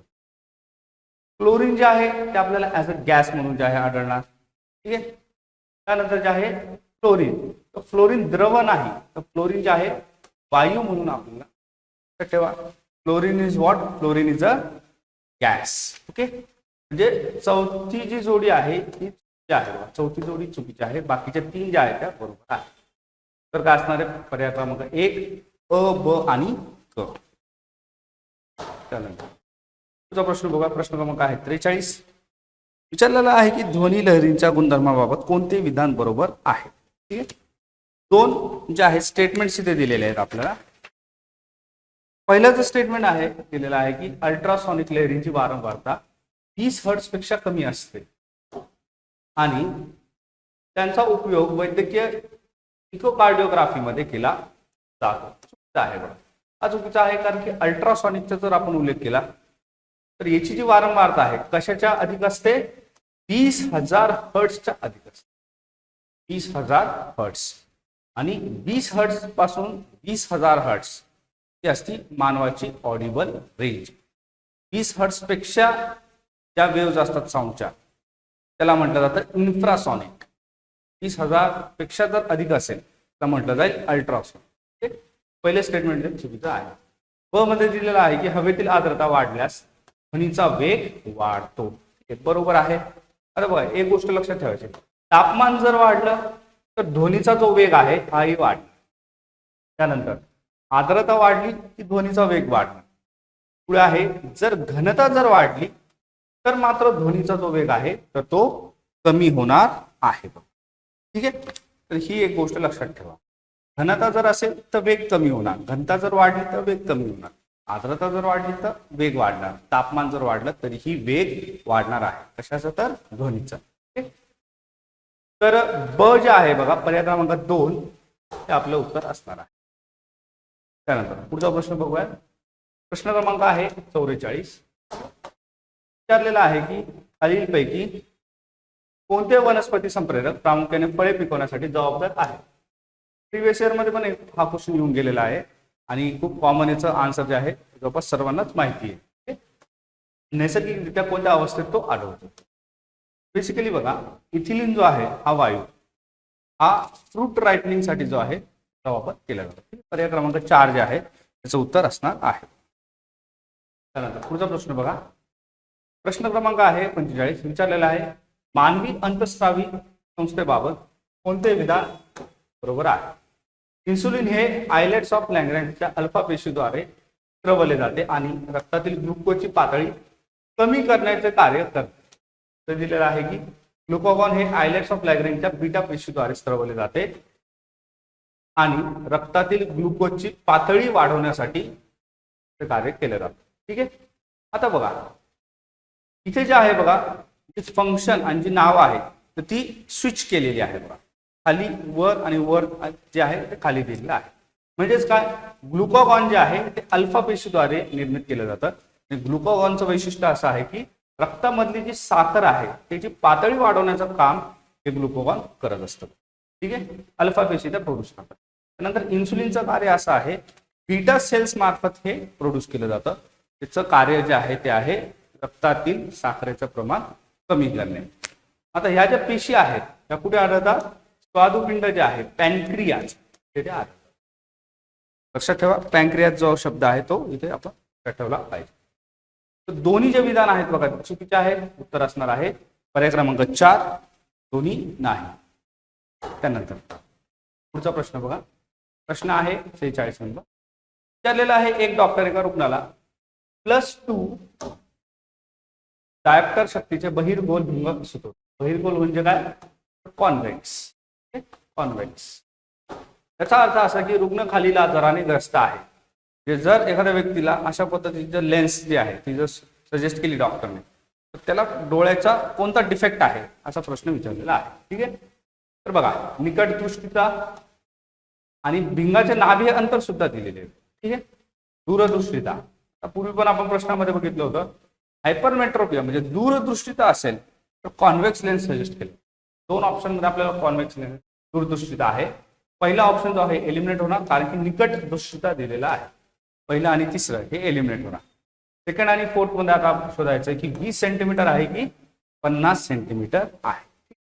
यासाठी आपण काय करणार, जो आपला पॉवरचा फॉर्म्युला जो आहे P is equal to 1/F आहे. ठीक आहे, आणि किती आहे, 2 डायप्टर आपल्याला सुचवायचं आहे बघा. ठीक आहे, मग आता हे जे 2 डायप्टर आहे तर हे बेसिकली काय, याला आपल्याला पहिले मीटर मध्ये कन्वर्ट करावं लागेल. कशामध्ये कन्वर्ट करावं लागेल, मीटर मध्ये कन्वर्ट करावं लागेल. ठीक आहे, मग आता याला जे आहे बघा, आपण इथे सुरुवातीला जे आहे भाग देऊया. ते भाग दिल्याच्या नंतर 0.5 मीटर जे आहे आपलं इथे उत्तर असणार आहे. ते असणार आहे 0.5. आता इथे तर सेंटीमीटर मध्ये दिलेलं आहे ऑप्शन मध्ये. आता 0.5 सेंटीमीटर मध्ये कन्वर्ट करावं लागेल. म्हणजे काय, गुणिले 100. 100 ने गुणाकार केल्याच्या नंतर किती येणार उत्तर आपलं, 50 सेंटीमीटर येणार आहे. म्हणजे उत्तर असणार आहे पर्याय क्रमांक 2. त्यानंतर प्रश्न बघूया. प्रश्न क्रमांक आहे 47. विचारलेला आहे की खालील माध्यमांमध्ये ध्वनीचा वेग योग्यता उतरता क्रम लावा. उतरता म्हणजे काय, तर जास्त कोणत्या माध्यमामध्ये आहे आणि त्यानंतर कमी कमी आणि कमी. ठीक, या पद्धतीने आपल्याला माहिती आहे. जसे घन माध्यम जे आहे ते सॉलिड आपण म्हणतो, सॉलिडमध्ये जास्त असणार, लिक्विडमध्ये त्यापेक्षा कमी, वायू जे आहे गॅस त्याच्यामध्ये त्याच्यापेक्षा कमी, आणि सर्वात कमी जो आहे व्हॅक्यूम मध्ये असणार. हे दोन्हीच्या वेग संदर्भात जे आहे आपल्याला नियम जे आहेत ते बघायला मिळतात. ठीक आहे, मग आता इथे ऑप्शन मध्ये जर आपण बघितलं तर आपल्याला स्टील जे आहे सॉलिड हे 2 ऑप्शन मध्ये बघायला मिळतात. पहिला आणि तिसरा जो आहे ते कॅन्सल आउट होणार. त्यानंतर बघा स्टील नंतर आहे एअर आणि वॉटर. तर इथे गॅस पहिले आलेला आहे वायू, त्यानंतर इथे लिक्विड आलेला आहे. पर्याय क्रमांक 2 जे आहे ते आपलं उत्तर असणार, म्हणजे पोलाद आणि हवा आणि निर्वात पोकळी. ठीक आहे, योग्य क्रम जो आहे तो आपल्याला बघायला मिळतो. पर्याय क्रमांक 2 हे उत्तर आहे. पुढचा प्रश्न आहे प्रश्न क्रमांक 48. अनुवंशशास्त्र जे आहे या संदर्भात ऑटोझोम्स ही सध्या कशाशी संबंधित आहे. तर बघा, गुणसूत्रांचा जर विचार केला, मानवी शरीरामध्ये जे क्रोमोझोम्स आहेत गुणसूत्रे, तर यांच्या जे आहे आपल्याला एकूण 23 जोड्या बघायला मिळतात. किती जोड्या आहेत, 23 पेअर्स आहेत. मग आपण काय म्हणतो की 23 जोड्या आहेत म्हणजे व्यक्तीमध्ये 46 क्रोमोझोम्स आहेत. किती क्रोमोझोम्स आहेत, 46 क्रोमोझोम्स आहेत. आता या 46 पैकी जे 2 असतात त्याला आपण म्हणतो ॲलोझोम्स असं म्हणतो. थोडक्यात सेक्स क्रोमोझोम असं आपण याला म्हणतो. ठीक आहे, ॲलोझोम्स. ठीक आहे, नाव माहिती असू द्या, ॲलोझोम. आता 2 जर आपण याच्यामधून मायनस केले तर उरलेले जे 44 आहेत म्हणजेच 22 जोड्या या कशाच्या असतात, या ऑटोझोमच्या असतात. यालाच आपण म्हणतो सोमॅटिक सेल्स असं म्हणतो. म्हणजे शरीरामध्ये रिप्रोडक्टिव्ह सेल्स व्यतिरिक्त जेवढ्याही सेल्स आपल्याला सापडतात हे कोणते आहेत, सोमॅटिक सेल्स आहेत. ठीक आहे, मग स्किन असेल, नाक आहे, डोळे आहे, कान आहे, किडनी, हार्ट, लंग्स, ब्रेन काही असेल ते कोणते सेल्स आहेत, सोमॅटिक सेल्स आहेत. ठीक आहे, आता ऑप्शन दिले आहेत बघा. लिंग ठरवणारी गुणसूत्रे आहेत का, तर नाही, कारण ते ऑटोझोम्स आहेत. ॲलोझोम्स असतं तर ते उत्तर असलं असतं. ठीक आहे, पुढे दिलेलं आहे केवळ वनस्पती पेशींमध्ये, तर वनस्पतीचा इथं संबंध येत नाही. त्यानंतर पुढे दिलेलं आहे लिंग गुणसूत्र व्यतिरिक्त पेशींमध्ये इतर सर्व गुणसूत्र, हे डेफिनेशन आहे कशाची, तर ऑटोझोम्स. पर्याय क्रमांक 3 जे आहे ते उत्तर असणार आहे. त्यानंतर प्रश्न आहे प्रश्न क्रमांक 49. हरितगृह परिणाम जो आहे ते आपण याला ग्रीन हाऊस इफेक्ट जो म्हणतो, ज्याच्यामुळे तापमान वाढ सध्या चालू आहे, क्लायमेट चेंज. राईट, यामध्ये बघा प्रामुख्याने पृथ्वीवरच्या पृष्ठभागावर उत्सर्जित होणाऱ्या कोणत्या प्रकारच्या प्राणांच्या वातावरणातील शोषणामुळे होतो. म्हणजे ही जी हिटिंग आहे, बरोबर, ही जी उष्णता वाढ आहे पृथ्वीच्या वातावरणामध्ये, ही मुख्यतः कोणत्या किरणांमुळे होते. आपल्याला माहिती हिट बजेटमध्ये आपण शिकतो इनकमिंग असतात सोलर रेडिएशन आणि आउटगोईंग असतात टेरेस्ट्रियल रेडिएशन. इनकमिंग जे आहे शॉर्ट वेव्ह मध्ये ना, लॉंग वेव्ह मध्ये जे आहे ते बाहेर पडतात. आता त्यापैकी जे आहे बघा अल्ट्रा व्हायलेट जे आहेत ते ऍब्झॉर्ब केल्या जातात. मग ज्या बाहेर पडणाऱ्या आहेत ते कोणत्या असतात, तर इन्फ्रारेड रेज असतात. कोणत्या असतात, इन्फ्रारेड रेज. त्याला आपण अवरक्त किरण असं म्हणतो. पर्याय क्रमांक 3 जे आहे आपलं उत्तर असणार आहे. पुढचा प्रश्न बघूया. सस्तन प्राण्यांमध्ये शरीर रचनेच्या संदर्भात चूक कोणतं विधान आहे. ठीक आहे, बरोबर नाही तर चूक इथे विचारलेलं आहे. ठीक आहे, तर त्याच्यामध्ये जो पहिले स्टेटमेंट आहे की सर्व सस्तन प्राणी जिवंत पिल्लांना जे आहे जन्म देतात. म्हणजेच काय व्हीव्ही पॅरस आहेत. तर असं नाहीये. काही जे प्राणी आहेत तर ते ओव्ही पॅरस सुद्धा आहे. म्हणजे जे अंडी देणारी प्राणी आहेत. ओव्ही पॅरस त्यांना आपण म्हणतो. याच्यापैकी एक एक्झाम्पल लक्षात ठेवा. प्लॅटिपस हे एक्झाम्पल लक्षात ठेवा आहे. कोणतं आहे? प्लॅटिपस. ठीक आहे. अविधान जे आहे ते चुकीचं आहे. पुढे स्टेटमेंट दिलेलं आहे वटवाघळे हे खरे उडणारे सस्तन प्राणी आहेत. ठीक आहे. वटवाघूळ जे असतात बघा बॅट्स, तर हे असे सस्तन प्राणी की जे उडतात. ठीक आहे. Bat is a ma'am. व हे बरोबर आहे. क मध्ये दिलेलं आहे की देवमासा पाण्याखाली असताना कल्ल्यांच्या द्वारे शोषण करतो. आता देवमासा काय आहे? एक मॅमल आहे. तिथे कल्ल्यांच्या ऐवजी काय असेल? श्वसन संस्था असेल ज्यामध्ये फुफ्फुसा आपल्याला आढळतो. तर जे आहे लंग्स मार्फत ते रेस्पिरेशन केलं जातं. तर क जे आहे ते चुकीचं आहे. अ आणि क चुकीचं आहे. ब इथे योग्य आहे. तर काय असणार आहे? चुकीचं विचारलेलं आहे म्हणून अ आणि क म्हणजेच काय? पर्याय क्रमांक 2 हे आपलं उत्तर इथे असणार आहे. ठीक आहे. त्यानंतर पुढचा प्रश्न बघा. प्रश्न विचारलेला आहे 51 नंबर. संमिश्र आणि त्यातील मुख्य घटक धातू यांच्यातील चुकीची जोडी ओळखा. एक चुकीची जोडी आहे ती आपल्याला ओळखायची आहे. तर बघा आता याच्यामध्ये पितळ जे आहे ते तांबे आणि जस म्हणजे झिंक पासून बनलेले असते. बरोबर आहे. तर आहे कास्त्या तांबे आणि काथी पासून बनलेले असतात म्हणजे कॉपर आणि टीन यापासून बनलेले असतात. ही पण जोडी बरोबर आहे. तिसऱ्या याच्यामध्ये दिलेलं आहे सोल्डर जे आहे ते शिसे आणि कथील पासून बनतात म्हणजे लीड आणि टीन हे सुद्धा बरोबर आहे. चौथं जे आहे बघा स्टेनलेस स्टील हे लोखंड कार्बन आणि तांब्यापासून बनते. ही जोडी चुकीची आहे कारण की स्टीलमध्ये तांब्याचा वापर होत नाही. त्यामुळे जे आहे चौथा पर्याय जो आहे तो इथे चुकीचा आहे. तर काय असणार आहे? पर्याय क्रमांक 4. स्टील जे आहे स्टील कशापासून बनणार? तर बघा आयरन, कार्बन, क्रोमियम आणि निकेल लक्षात ठेवा. ठीक आहे. आयरन, कार्बन, क्रोमियम आणि निकेल यापासून जे आहे ते आपल्याला बनताना दिसते. काय तर स्टील. ओके. पुढचा प्रश्न बघा. प्रश्न क्रमांक आहे 52. खालीलपैकी कोणत्या पेशी अंगकाला पेशीची आत्मघाती पेशी म्हणून ओळखले जाते? तर बेसिकली बघा लायझोझोम्स जे असतात लायकारिका आपण म्हणतो तर यांना जे आहे जल अपघटनी विकारे असे. ठीक आहे. याच्यामध्ये जे आहे सुसाईड बॅग्स असं याच्यासाठी म्हटलं जातं कारण की स्वतःला संपवण्याची जी क्षमता आहे टॉक्झिसिटी दूर करण्यासाठी पेशीमध्ये कोणामध्ये असते तर लायझोझोम्स मध्ये असते.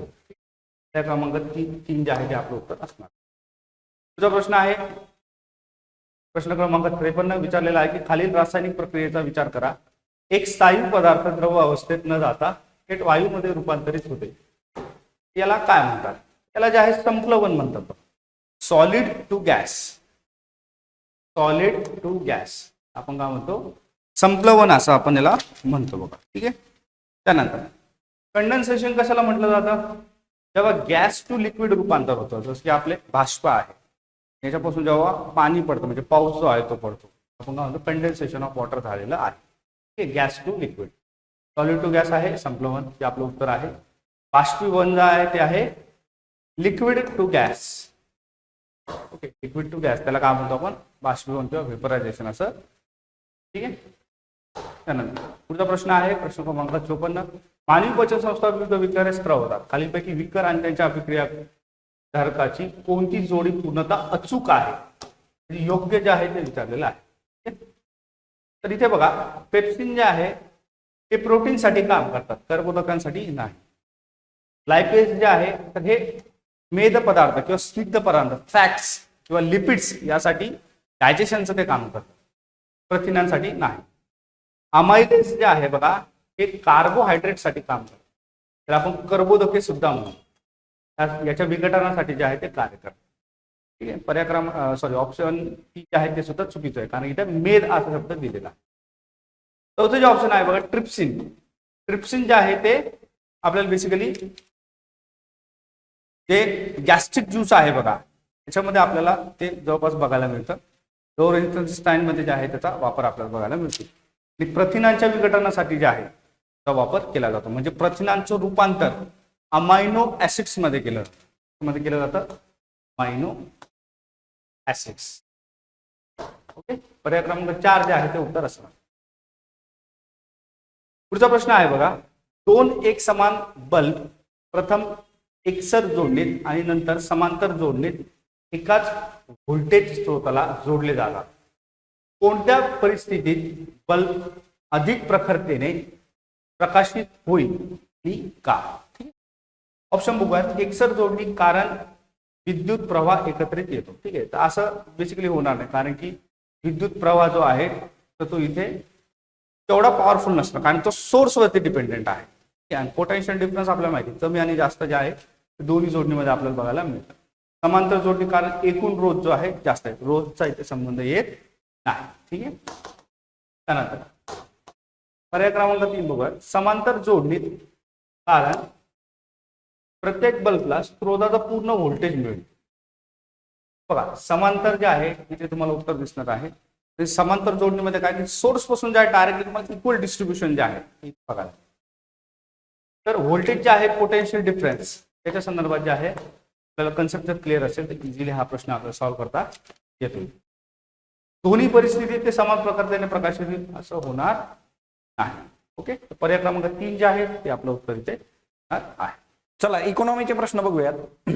खालीलपैकी कोणतं विधान बरोबर आहे किंवा विधाने बरोबर आहेत? समजा आता जे टर्शरी सेक्टर आहे, it provide services rather than tangible goods and supports both primary and secondary sectors. आता एकंदर जे आहे की आपले जे primary sector, secondary sector, tertiary sector जे आहेत यांच्यावर रुटीन प्रश्न आपल्याला विचारले जातात. सो दॅट जे आहे हे क्लिअर असणं बरोबरच आहे. स्टेटमेंट बरोबर आहे.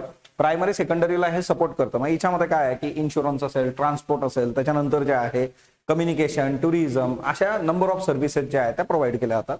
आणि सेकंड सेक्टर स्टेटमेंट जे आहे तेही बरोबर आहे. बघा, tertiary sector contributes over 53% of India's gross value added जे आहे.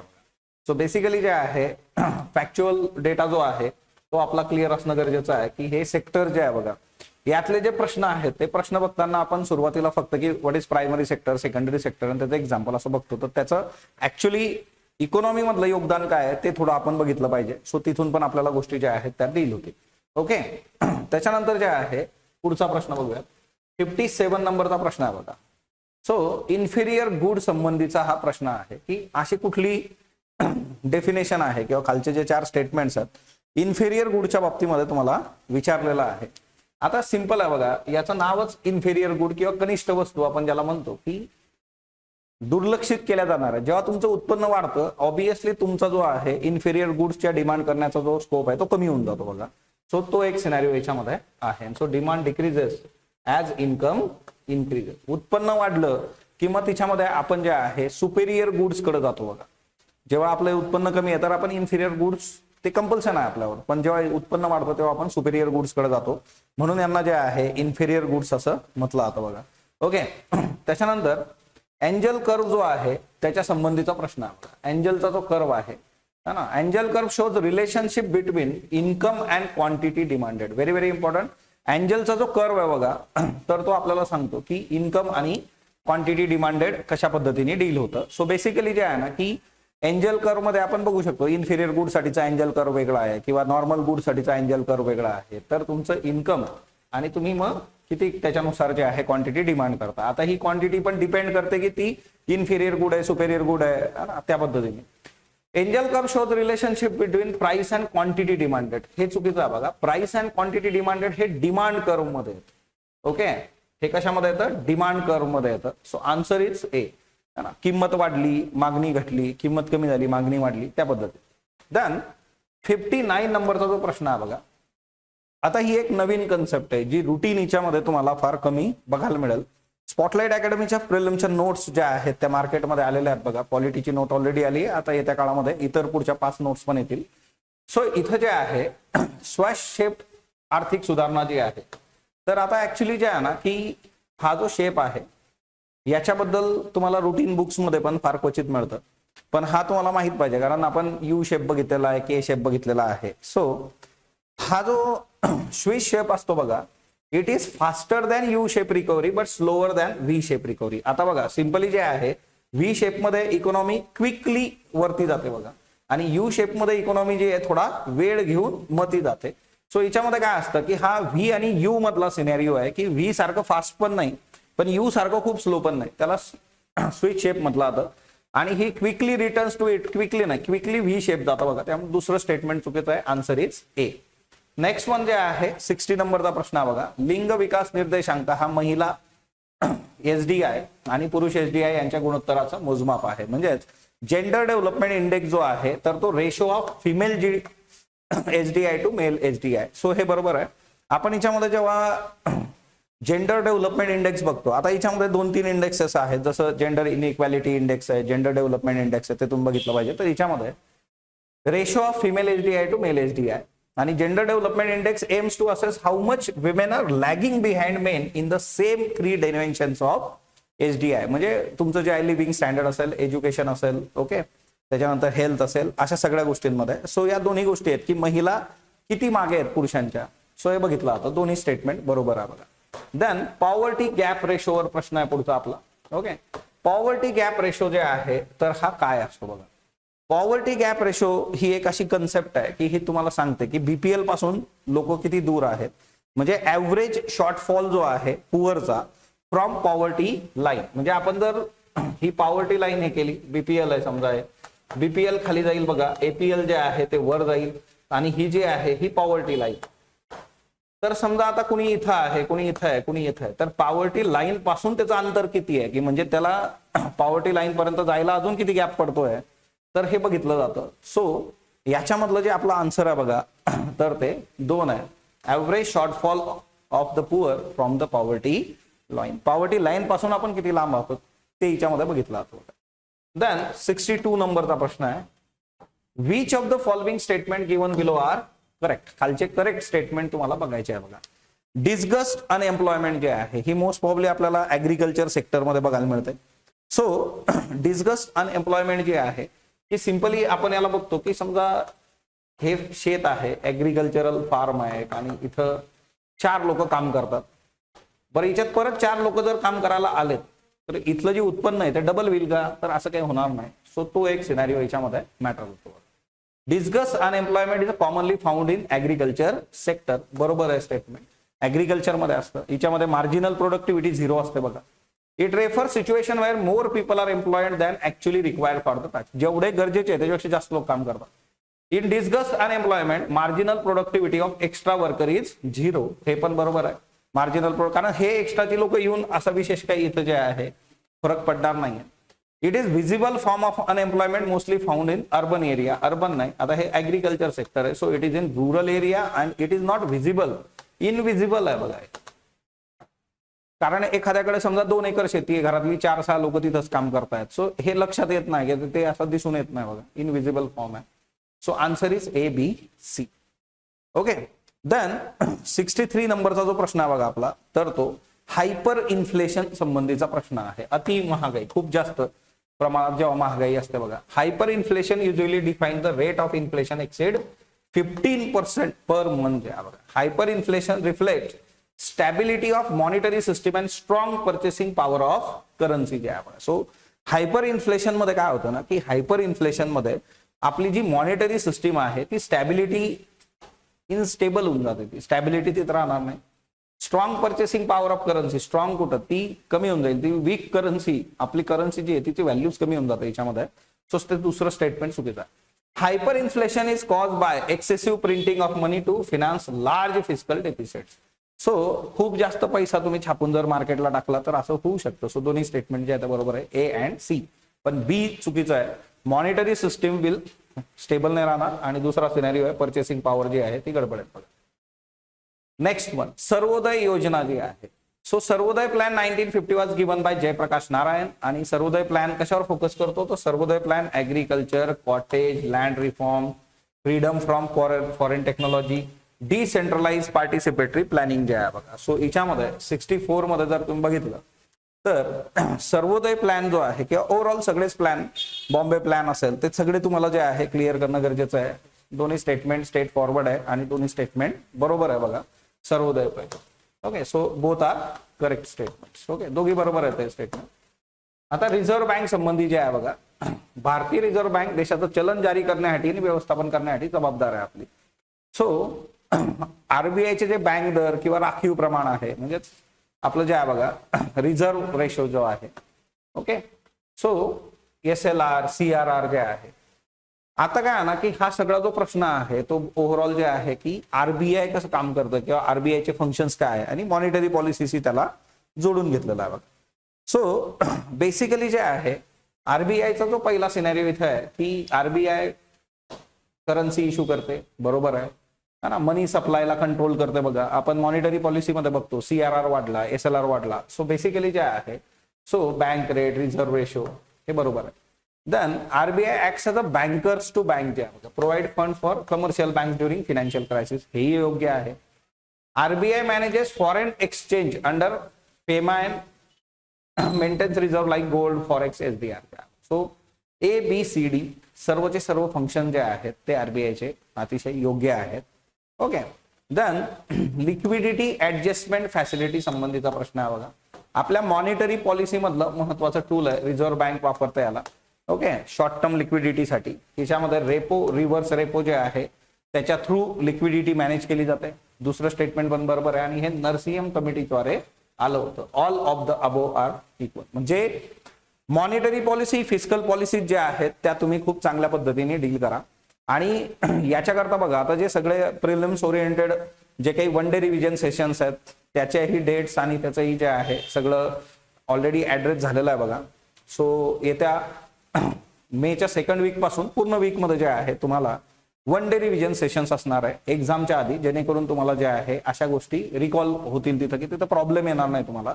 सो त्या पद्धतीने हे क्विकली वर्क करता येईल बघा. सिडबी क्रेडिट प्लस अप्रोच जो आहे बघा, सिडबी जे आहे त्या सिडबीचा क्रेडिट प्लस अप्रोच काय आहे. समजा फॉर एक्झाम्पल आता सिडबी काय करतं, छोटे उद्योग जे आहे त्याला आपल्याला बूस्ट करायचं तर ते त्याला लोन देतं. पण क्रेडिट प्लस म्हणजे लोन अधिक काय करणार तर त्यांना स्किल देईल, त्यांच्याबरोबर जे आहे चर्चा करेल बघा. सो तो एक सिंपल सिनेरिओ याच्यामध्ये येतो. मग आता याच्यामध्ये काय असतं ना की loan along with non financial support जे आहे बघा, मग याच्यामध्ये स्किल असेल किंवा इतर गोष्टी असतील की बिझनेस करताना तुम्ही काय केलं पाहिजे वगैरे वगैरे. सो एकंदर कॅपॅसिटी बिल्डिंग असेल तर त्या गोष्टी पण सिडबी करून देतो, म्हणून त्याला क्रेडिट प्लस अप्रोच म्हटलं तर चांगली गोष्ट आहे बघा ही. देन चीट फंड 68 नंबरचा प्रश्न आहे आपला. चीट फंड जे आहेत, chit fund is a saving club borrowing scheme जे आहे बघा. Regularly one member receive pooled amount of periodically. आता चीट फंड मध्ये काय असतं, जसं भीशी आहे तसंच आहे. भीशी मध्ये लोक पैसे जमा करतात, एक व्यक्ती घेते आणि ते चालू राहतं बघा. त्या पद्धतीने चीट फंड चालतात. Chit fund regulated by chit fund act and overseen by Reserve Bank. Reserve Bank नाही, हे स्टेट गव्हर्नमेंट याला जे आहे बघतो बघा. चीट फंड घोटाळे वेस्ट बेंगॉल मधला फेमस आहे एकदम. सो बेसिकली हे स्टेट गव्हर्नमेंटचा सिनारिओ, आरबीआयचा नाही, त्याच्यामुळे हे स्टेटमेंट चुकीचं आहे. Increasing transparency and proper registration reduces risk like fraud and mismanagement in chit funds. कारण चिट फंडला प्रॉपरली जे आहे ऍक्ट आहे त्याचं काम जे आहे ते प्रॉपरली फॉरवर्ड वेने त्याच्यामध्ये 25 दिन में पैसा डबल टाईप कार्यक्रम होऊ नये त्याच्याकरता हा सिनारिओ आहे. So answer is A and C. Then next one जे आहे बघा 69 प्रश्न जो आहे आपला याच्यामध्ये इट वॉज फॉर्म. आता हा प्रश्न आहे फिनान्शियल सर्व्हिसेस इन्स्टिट्यूशन ब्युरो. आता यांनी रिप्लेस कोणाला केलेलं आहे, बँक बोर्ड ब्युरोला रिप्लेस केलेलं आहे बघा फिनान्शियल सर्व्हिसेसनी. याला रिप्लेस केलं. का रिप्लेस केलं तर हे 1 जुलै 2022 ला आलं होतं. सक्सेसर जे आहे बघा याचं, हिच्यामध्ये जेवढ्या काही फिनान्शियल इन्स्टिट्यूट्स आहेत, बँक्स आहेत, तिच्यात अपॉइंटमेंट्स केल्या जातात महत्वाचे जे व्यक्ती आहेत, महत्वाची पद आहे त्याच्याकरता. It is constitutional body establish under constitution of India. So basically जे आहे हे कॉन्स्टिट्यूशन ऑफ इंडियाच्या अंतर्गत जे आहे तर हे आलेलं आहे का तर नक्कीच नाही, कॉन्स्टिट्युशनल बॉडी नाही. पण पहिलं बरोबर आहे त्याच्यामुळे A is the answer. Then 70 नंबरचा प्रश्न आहे बघा. National commission on population was establish on 11 May 2000. बरोबर आहे. And prime minister serves as a chairman of national commission on population. So हेही बरोबर आहे. दोन्ही स्टेटमेंट्स याच्यामध्ये बरोबर आहे बघा, A अँड B. सो हा सिनेरिओ याच्यामध्ये लक्षात ठेवा. दोन्ही स्टेटमेंट जे आहे बरोबर आहे. National commission of population. So इकॉनॉमीसाठीचं जे आपलं वन डे रिव्हिजन सेशन आहे बघा, ते इकॉनॉमीचं वन डे रिव्हिजन सेशन तुमचं जे आहे तर ते 15 मे रोजी आहे. सो 15 मेला जे आहे इकॉनॉमीचं सेशन असणार आहे बघा. 12 तारखेला पॉलिटी आहे, 13ला हिस्ट्री आहे, 14ला जिओग्राफी आहे, 16ला सायन्स आहे, 17ला करंट अफेअर्स आहे. ओके. सो एक्झामच्या अगोदर तुम्हाला ह्या गोष्टी ज्या आहेत तर त्या हेल्प करतील. करंटचा पहिला प्रश्न बघा, डिफेन्स फोर्सेस विजन 2047चं अनावरण भारताच्या संरक्षण मंत्र्यांनी केलं. आता बघा, हे जे डिफेन्स फोर्सेस विजन 2047 जे आहे ते आपल्यासाठी महत्वाचं आहे. 2047चे जे टार्गेट्स आपण सेट करून ठेवलेले आहेत ते टार्गेट्स आपल्याकरता खूप खूप महत्वाचे आहेत. Then the vision document emphasise that national security depends only, आता बघा हे फक्त बॅटल फील्डच्या संबंधित आहे, नॉट इंडस्ट्रियल और टेक्नॉलॉजिकल स्ट्रेंथ. तर हे चुकीचं आहे बघा. हे त्याचा पण विचार करतं, ही फक्त जी आहे रणांगणातली क्षमता असं नाही आहे विजन डॉक्युमेंट, तर हिच्यामध्ये या बाकीच्याचा पण विचार केलेला आहे. त्याच्यामुळे दुसरं स्टेटमेंट चुकीचं आहे. One of the core pillars of vision is achieving synergy among the army, navy and air force जे आहे बघा. So A and C is very very important. Okay, so basically जे आहे की विजन फोर्सेस जे आहे त्याचं डिफेन्स विजन फोर्सेस डॉक्युमेंट हे आपल्याला माहित असणं अपेक्षित आहे. आणि येत्या सोमवारपासून म्हणजे तुम्हाला उद्यापासून जे आहे तुमचे करंटचे सेशन सुरू होतील. तिच्यामध्ये तुम्हाला जे काही लागणार आहे ते मला कमेंट बॉक्समध्ये सांगा. युट्यूबवर सगळे सेशन्स असणार आहे, सो दॅट तुम्हाला जानेवारी 2025 पासूनचं करंट एकदम फाईन करून देईल. आणि परत वन डे रिव्हिजन सेशन पण असणार आहे, त्यामुळे तुम्हाला जे आहे तिथं रिव्हिजन होऊन जाईल, प्रॉब्लेम येणार नाही. खालीलपैकी कोणते विधान बरोबर आहे बघा. भारताच्या 16व्या वित्त आयोगाने करांच्या वाटपातील राज्यांचा वाटा 41% ठेवला आहे, त्यामुळे एक प्रकारचं अर्धस्थायित्व प्राप्त आलेलं आहे, बरोबर आहे. आणि एकंदर जे आहे की सेस आणि सरचार्ज, आता बघा हे पण क्लिअर करून देऊ इथं. सेस सरचार्ज हे दोघं काय आहे, टॅक्स ऑन टॅक्स आहे बघा. आता याच्यामध्ये फरक काय असतो, जो सरचार्ज आहे तो काय असतो की ज्या गोष्टीसाठी तुम्ही सरचार्ज घेतला आहे तर तो सरचार्ज ऍक्च्युअली कुठं जातो, कन्सोलिडेटेड फंड ऑफ इंडियामध्ये. हा तुम्ही कुठेही वापरू शकता. पण सेस हा कसा असतो, एज्युकेशन सेस है ना, किंवा एकंदर जे आहे ऍग्रिकल्चर सेस, तर ज्या गोष्टीसाठी सेस घेतलाय त्याच्यासाठीच वापरणं बंधनकारक आहे इथं. सो 72 जे आहे ते एक लक्षात ठेवा. सो 16th फिनान्स कमिशन जे आहे दोन्ही स्टेटमेंट बरोबर आहे याच्यामध्ये. सो त्याच्यामुळे A and B is the answer. Okay, त्याच्यानंतर 73 नंबरचा प्रश्न आहे बघा, एक भारत श्रेष्ठ भारत जे आहे. ओके, आता एकंदर जे आहे की एक भारत श्रेष्ठ भारत ही जी थीम आहे तर ती केंद्रशासित प्रदेश असतील, राज्य असतील, त्याच्यामधली सांस्कृतिक देवाणघेवाण जे आहे त्याला प्रमोट करते. आन्सर बरोबर आहे, म्हणजे स्टेटमेंट बरोबर आहे. देखो अपना देश उपक्रम भारतीय नागरिकांमध्ये देशांतर्गत पर्यटनाला चालना देण्यासाठी सुरू केला, हा बरोबर आहे. पर्यटन पर्वाचं आयोजन जे आहे सांस्कृतिक विविधतेचं दर्शन घडवतं, सार्वजनिक सहभागाला प्रोत्साहन देतं बघा. आणि प्रसाद योजना भारतातल्या थीम आधारित पर्यटन सर्किटवर हे करते, तर हे चुकीचं आहे. ऍक्च्युअली जे आहे ना, प्रसाद काय आहे ना की जे पिलग्रिमेज आहेत बघा तिच्यावर फोकस करतं. प्रसाद पर्यटन सर्किट नाही, याच्यासाठी जे आहे ना की सर्किट साठीची योजना वेगळी आहे आपली. तिच्यामध्ये टिपिकल जे आहे आपण फक्त आणि फक्त जे आहे स्वदेश दर्शन स्कीमच्या अंतर्गत जे आहे ते सर्किट्स उभे केलेले आहेत. मग तिच्यामध्ये रामायणा सर्किट, बुद्धा सर्किट, त्या पद्धतीने सर्किट्स आहेत. म्हणजे गौतम बुद्धांशी संबंधित असणारी स्थळं ती कनेक्ट करायची, रामायणाशी संबंधित असणारी स्थळं ती कनेक्ट करायची, असा सिनारिओ आहे. आणि प्रसाद जे आहे तर ते स्पिरिच्युअल पिलग्रिमेज टुरिझमवर फोकस करतो. त्यामुळे हा जो लास्ट स्टेटमेंट आहे तो चुकीचा आहे बघा. आणि अ ब क is the answer. Then Durand Line जे आहे बघा, ड्युरंड लाईन सध्या न्यूज मध्ये आहे कारण अफगाणिस्तान पाकिस्तान यांची वादावादी सुरू आहे बघा ड्युरंड वरून जे आहे ते.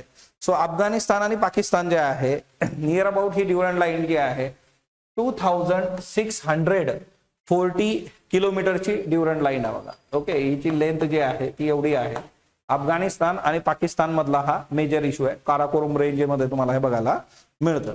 खैबर पास आणि स्पिन मध्ये जे आहे बघा. सो बेसिकली जे आहे हे बरोबर आहे, खैबर आणि स्पिन. आणि 1893 सर मार्टिन ड्युरंड आणि अब्दुल रहमान खान यांच्या करारानुसार झाली होती. दोन्ही स्टेटमेंट बरोबर आहे. ड्युरंड रेषे संबंधी प्रश्न विचारला जाऊ शकतो. देन 75 जे आहे बघा, 75 मध्ये जे आहे जागतिक जल दिन युनायटेड नेशन वॉटरद्वारे समन्वयित केला जातो आणि गोड्या पाण्याच्या महत्वाबद्दल जागरूकता निर्माण करतो, बरोबर आहे. आणि 1992 रिओ ऑर समिट मध्ये प्रस्ताव मांडल्यावर लगेच पहिल्यांदा साजरा झाला, तर नाही 1993 पासून याची सुरुवात होते. एवढं क्विकली जगात काही होत नाही बघा की आता निर्णय घेतला आणि लगेच आपण जे आहे पाणी पिलं होतं त्यांनी निर्णय घेतल्यावर, पण लगेच इम्प्लिमेंट काही केलेलं नाही. आणि 22 मार्च हा आपला जो आहे जागतिक जल दिन आहे. ओके, आणि 22 मार्च जो आहे वर्ल्ड वॉटर डे, त्याच्या याच्यानुसार हे डील होतं. त्याच्यानंतर भारतातली पहिली जी आहे गुरुत्वीय लहर शाळा जी आहे लिगो, ओके, ग्रॅव्हिटेशनल वेव्ह साठीचा अभ्यास करायला, ती महाराष्ट्रात आहे. महाराष्ट्रामध्ये कुठे आहे, हिंगोलीमध्ये आहे बघा. आता हे का विचारलं आता, तर 2030 पर्यंत हे कम्प्लीट होणं अपेक्षित आहे, परंतु आता ते ज्या पद्धतीने काम तिथं सुरू आहे ते हे 2030 पर्यंत पण कम्प्लीट होणार नाही अशी चिन्ह आहेत आणि त्याच्यामुळे हे न्यूज मध्ये होतं. तर त्याकरता हा सिनेरिओ लक्षात ठेवा बघा. देन नेक्स्ट जो आहे प्रश्न आपला, तर तो वर्ल्ड हॅपीनेस रिपोर्ट संबंधीचा आहे. जागतिक आनंद अहवाल 20 मार्च रोजी Oxford wellbeing research centre, Gallup, UN sustainable development solution network द्वारे प्रसिद्ध करण्यात आला. बरोबर आहे. इंडिया जो आहे 2026 मध्ये 116व्या रँकवर आहे. 25च्या तुलनेमध्ये सुधारणा आपली झालेली आहे. दोघी स्टेटमेंट बरोबर आहे बघा. फिनलँड हा जो देश आहे सलग 9व्या वर्षी याच्यामध्ये टॉपला आहे बघा. फिनलँड. ओके, सो सलग 9व्या वर्षी पहिल्या क्रमांकावर आहे. खूप खुश असतात लोक. तुम्हाला आनंदी राहायचं असेल तर तुम्ही जे आहे फिनलँड मध्ये जा, आणि जर तुम्हाला दुःखी व्हायचं असेल तर तुम्ही अफगाणिस्तान मध्ये जाऊ शकता. ओके, कारण दुःखी लोक जे आहेत नंतर इतिहास वगैरे क्रिएट करतात है ना, नादान परिंदे तुम्ही जर बघितला असेल तर. त्याच्यानंतर जे आहे बघा 78 नंबरचा प्रश्न बघा आपला. 78 जे आहे मॅन्युस्क्रिप्ट संबंधीचा आहे बघा. भारताच्या ज्या काही मॅन्युस्क्रिप्ट आहेत है ना, इंडियाचा फर्स्ट मॅन्युस्क्रिप्ट मॅपिंग ड्राईव्ह जो आहे तर तो आपण सुरू केलेला आहे बघा. आता काय आहे ना की भारतामध्ये हस्तलिखितं भरपूर आहेत आणि ही हस्तलिखितं त्याचं संवर्धन झालं पाहिजे त्याच्याकरता आपण ह्या गोष्टी करत राहतो. सो बेसिकली आता इथं हे जे आहे इंडिया फर्स्ट मॅन्युस्क्रिप्ट मॅपिंग जे आहे डिजिटलाइज आहे. अराउंड 1 CR मॅन्युस्क्रिप्ट जे आहे ते क्रिएट केलेले आहेत आपण करतो याच्यामध्ये मिनिस्ट्री ऑफ कल्चर. बरोबर आहे. आणि याच्याकरता जे आहे ज्ञान भारतम ऍप हो ना, हे जिओ टॅगिंग करता वापरलं जात आहे बघा. स्टेट लेवल कमिटी जे आहेत त्याच्यामध्ये chief secretary, district level committee जे आहे डिस्ट्रिक्ट मॅजिस्ट्रेट. सो बेसिकली दोन्ही स्टेटमेंट जे आहे तर ते बरोबर आहे. तर फर्स्ट मॅन्युस्क्रिप्ट मॅपिंग याच्यामध्ये आलाय बघा.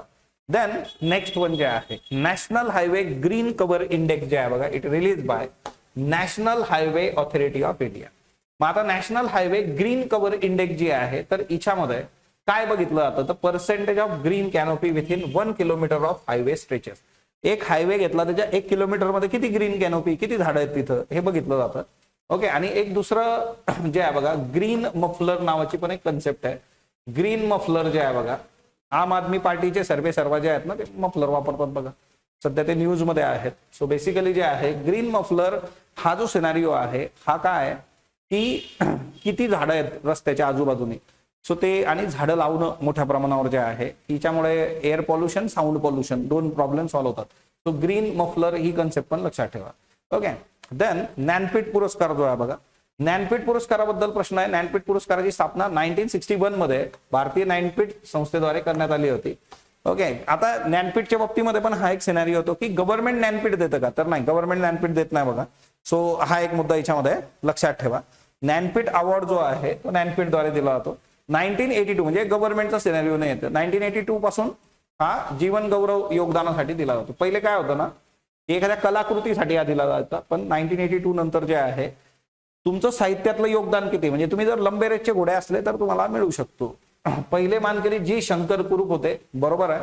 आर वैरामुथू हे ज्ञानपीठ पुरस्कार मिळवणारे पहिले तमिळ लेखक आहेत, तर नाही बघा, हे तिसरे तमिळ लेखक आहेत. आता त्यांना जे आहे 2025चा ज्ञानपीठ मिळालेला आहे आणि त्यामुळे ते न्यूज मध्ये, म्हणून हा प्रश्न तुम्हाला विचारला होता. सो बेसिकली हे लक्षात ठेवा, तिसरे तमिळ आहेत ते. सो त्यामुळं 80 जे आहे याचं जे उत्तर आहे बघा, तर ते जे आहे फक्त अ ब क आहे. देन 81 7 मार्चला आपण जो आहे जन औषधी दिवस साजरा केला बघा. त्याची थीम काय होती. आता वेगवेगळे जे डेज आपण साजरे करतो ते डेजची जी थीम असते बघा, तर हिच्यामधली जी थीम होती ती थीम आहे जन औषधी सस्ती भी, भरोसेमंद भी, सेहत की बात, बचत के साथ. म्हणजे ह्या जन औषधी स्वस्त आहे कारण याच्यामध्ये जेनरिक मेडिसिन दिलं जातं ज्यांचं पेटंट गेलेलं आहे. सो जेनरिक मेडिसिन स्वस्त आहे, भरोसेमंद आहे, सेहत याच्यातून तुम्ही मिळवू शकता ना, आणि सेव्हिंग करू शकता. भौगोलिक मानांकन जीआय टॅग बद्दल कोणतं विधान बरोबर आहे. जीआय टॅग्स खूप खूप महत्वाचे आहेत. जीआय टॅग जेवढे दिले जातात बघा एका वर्षामध्ये, ते जीआय टॅग जे आहे ते करणं. आता आपण असे सगळे ऍस्पेक्ट जे आहेत ते कव्हर करत जाऊ येत्या काळामध्ये. आपलं जे करंटचे सेशन होतील तिच्यामध्ये जे आहे बघा. ओके, सो हिच्यामध्ये जे आहे की नवरा राईस केरळला जे आहे बघा. सो नवारा राईस जो आहे, नॉट नवरा, नवारा येतो. ओके, सो केरला जे आहे जीआय टॅग मेडिसिन जे आहे तर हा मेडिसिनल प्लांट और प्रोडक्ट मध्ये येतो. केरलाचं प्रोडक्ट आहे. ग्रीन कार्डामॉम जी आहे बघा ना, हिरवी वेलची, तर ती फक्त केरलाला दिलेला आहे का, तर नाही. हा जो आहे कर्नाटकला पण दिलेला आहे, नॉट ओनली केरला, त्यामुळे हे चुकीचं आहे बघा. आणि नगौरी अश्वगंधा जी आहे राजस्थानची, तिला GI टॅग नोव्हेंबर 25 मध्ये मिळालेला आहे. So answer is A and C. Okay. जसं कोल्हापुरी चप्पल आहे बघा, महाराष्ट्राला पण आहे GI टॅग, कर्नाटकला त्या पद्धतीने. लॅमिटे 2026 जे आहे कुणाबरोबर झालेलं आहे, लॅमिटे सराव जो आहे तर तो सेचेल्स बरोबर जे आहे आपण करतो बघा. लॅमिटे जे आहे सेचेल्स बरोबर जे आहे तर ते आपण करतो. सो हा एक सोपा प्रश्न होता तसा, पण तुम्हाला मिलिटरी एक्सरसाइज वर प्रश्न येतात.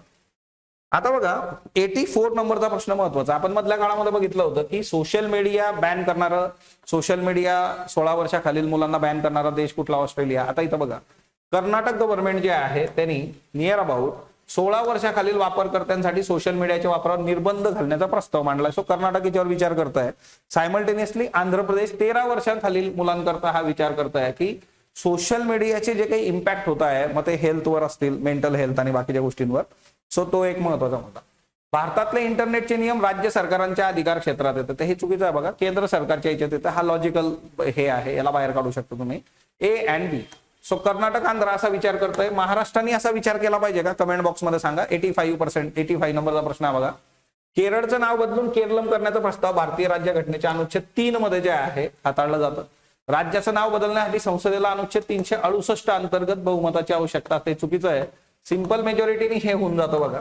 आणि पुढचं जे आहे की राज्याचं नाव बदलण्याच्या बाबतीत संबंधित राज्य विधिमंडळाचं मत संसदेवर बंधनकारक असतं, राज्यांचं मत संसदेवर बंधनकारक नाही. We have a strong centre. So त्याच्यामुळे जे आहे आपल्या फेडरेशनवर पण जे आहे क्रिटिक होतं. सो त्या केसमध्ये उत्तर जे आहे फक्त बरोबर आहे बघा. सो हा केरळचं नाव केरळम करण्याचा प्रस्ताव आहे आणि त्याच्यामुळे जे आहे हे तुम्हाला विचारलं होतं. ओके. सो आपलं वन डे रिव्हिजन सेशन याचंही राहणार आहे बघा. सो सर्वात शेवटचं जे वन डे रिव्हिजन सेशन असेल ना सॅटर्डेला 2nd वीक ऑफ मे, तर ते चालू घडामोडीचं. कॉन्स्टिट्यूशनचा विचार केला बघा तर त्याच्यामध्ये पहिला जो प्रश्न आहे आपला पॉलिटीचा, खालीलपैकी कोणत्या व्यक्तींच्या शपथेचा नमुना थेट संविधानाच्या अनुच्छेदामध्ये देण्यात आलेला आहे. Governor, chief justice, president, vice president, prime minister. So president साठी जे आहे बघा आर्टिकल 60 आहे. ओके. देन आपण जर विचार केला गव्हर्नर, आर्टिकल 159 आहे बघा, आर्टिकल 159. आणि त्याच्यानंतर जे आहे व्हाईस प्रेसिडेंट जे आहे आर्टिकल 69 आहे. आता आपली पॉलिटीची नोट पण आलेली आहे, क्लास नोट जी आहे प्रिलिमची, ती नक्की तुम्ही एकदा बघा, हाता खालून जाऊ देत. म्हणजे तुम्हाला लक्षात येईल की आपण जे रुटीन पुस्तकं वाचतो, मग जागोजागी कलम असणं, जागोजागी अमेंडमेंट असणं, त्याच्यामध्ये एक्झाम ओरिएंटेड गोष्टी दिलेल्या आहे. आणि ते जर तुम्ही नीट केलं तर मग तुम्हाला रिव्हिजनसाठी दुसरं काही बघायची गरज नाही आहे. सो बेसिकली जे आहे बघा गव्हर्नर, व्हाईस प्रेसिडेंट, प्रेसिडेंट जे आहे, आता याच्यात चीफ जस्टिस असेल, प्राईम मिनिस्टर असेल, तर यांच्यासाठी 3rd शेड्यूल जे आहे त्याच्यामध्ये गोष्टी दिल्या आहेत. सो बेसिकली 86 जे आहे बघा याचं जे उत्तर आहे आपलं, तर ते ACD इज द आन्सर. त्याच्यानंतर नेक्स्ट वन जे आहे 87 नंबरचा प्रश्न आहे बघा. 87 खालीलपैकी कोणत्या न्यायालयीन खटल्यांमध्ये प्रस्तावना हा भारतीय संविधानाचा भाग आहे की नाही याच्यावर चर्चा झाली. Preamble, whether preamble is a part and parcel of our constitution or not. So याचं उत्तर जे आहे बघा, LIC ची जी केस होती तिच्यामध्ये हे झालं होतं. LICच्या केसमध्ये सांगितलं होतं की preamble is not part of आपलं सॉरी LIC आणि याची जी केस आहे बघा, केशवानंदा भारती केस जी आहे अँड LIC केस जी आहे, ह्या दोन्ही ज्या केस आहेत तिच्यात सांगितलं होतं की yes they are part and parcel of our constitution. Berubari union case मध्ये सांगितलं होतं की no they are not part and parcel of. आणि SR बोमई केस जी आहे ती तुम्हाला सांगते की preamble is a part and parcel of your basic structure, म्हणजे ते कॉन्स्टिट्यूशनचा भाग आहे. सो बेसिकली जे आहे 87 जे आहे याचं उत्तर जे आहे ते ABCD is the answer. Then doctor Babasaheb आंबेडकरांबद्दल जे आहे बघा खालील प्रश्न आहे की कुठल्या कुठल्या कमिट्यांचे ते अध्यक्ष होते. मग आता आपल्या समोर ज्या कमिटी आहेत बघा तिच्यामध्ये स्टिअरिंग कमिटी जी होती, तर स्टिअरिंग कमिटीचे जे अध्यक्ष आहेत बघा तर ते डॉक्टर बाबासाहेब आंबेडकर नव्हते. स्टिअरिंग कमिटी जे आहे तर त्याचे डॉक्टर राजेंद्र प्रसाद जे आहे ते अध्यक्ष आहे. मग हे जर सोडलं आपण स्टिअरिंग कमिटी, तर मग ड्राफ्टिंग कमिटी, मायनॉरिटी सब कमिटी आणि फंडामेंटल राईट सब कमिटी जे आहे, सो याचा जर आपण विचार केला तर तिथे डॉक्टर बाबासाहेब आंबेडकर आपल्याला मिळतात. So ACD is the answer. त्यानंतर पुढचा प्रश्न आहे बघा, संविधानाच्या प्रारंभी भारतीय नागरिकत्वाबाबत योग्य विधान निवडा. Correct statement regarding Indian citizenship at commencement of the constitution.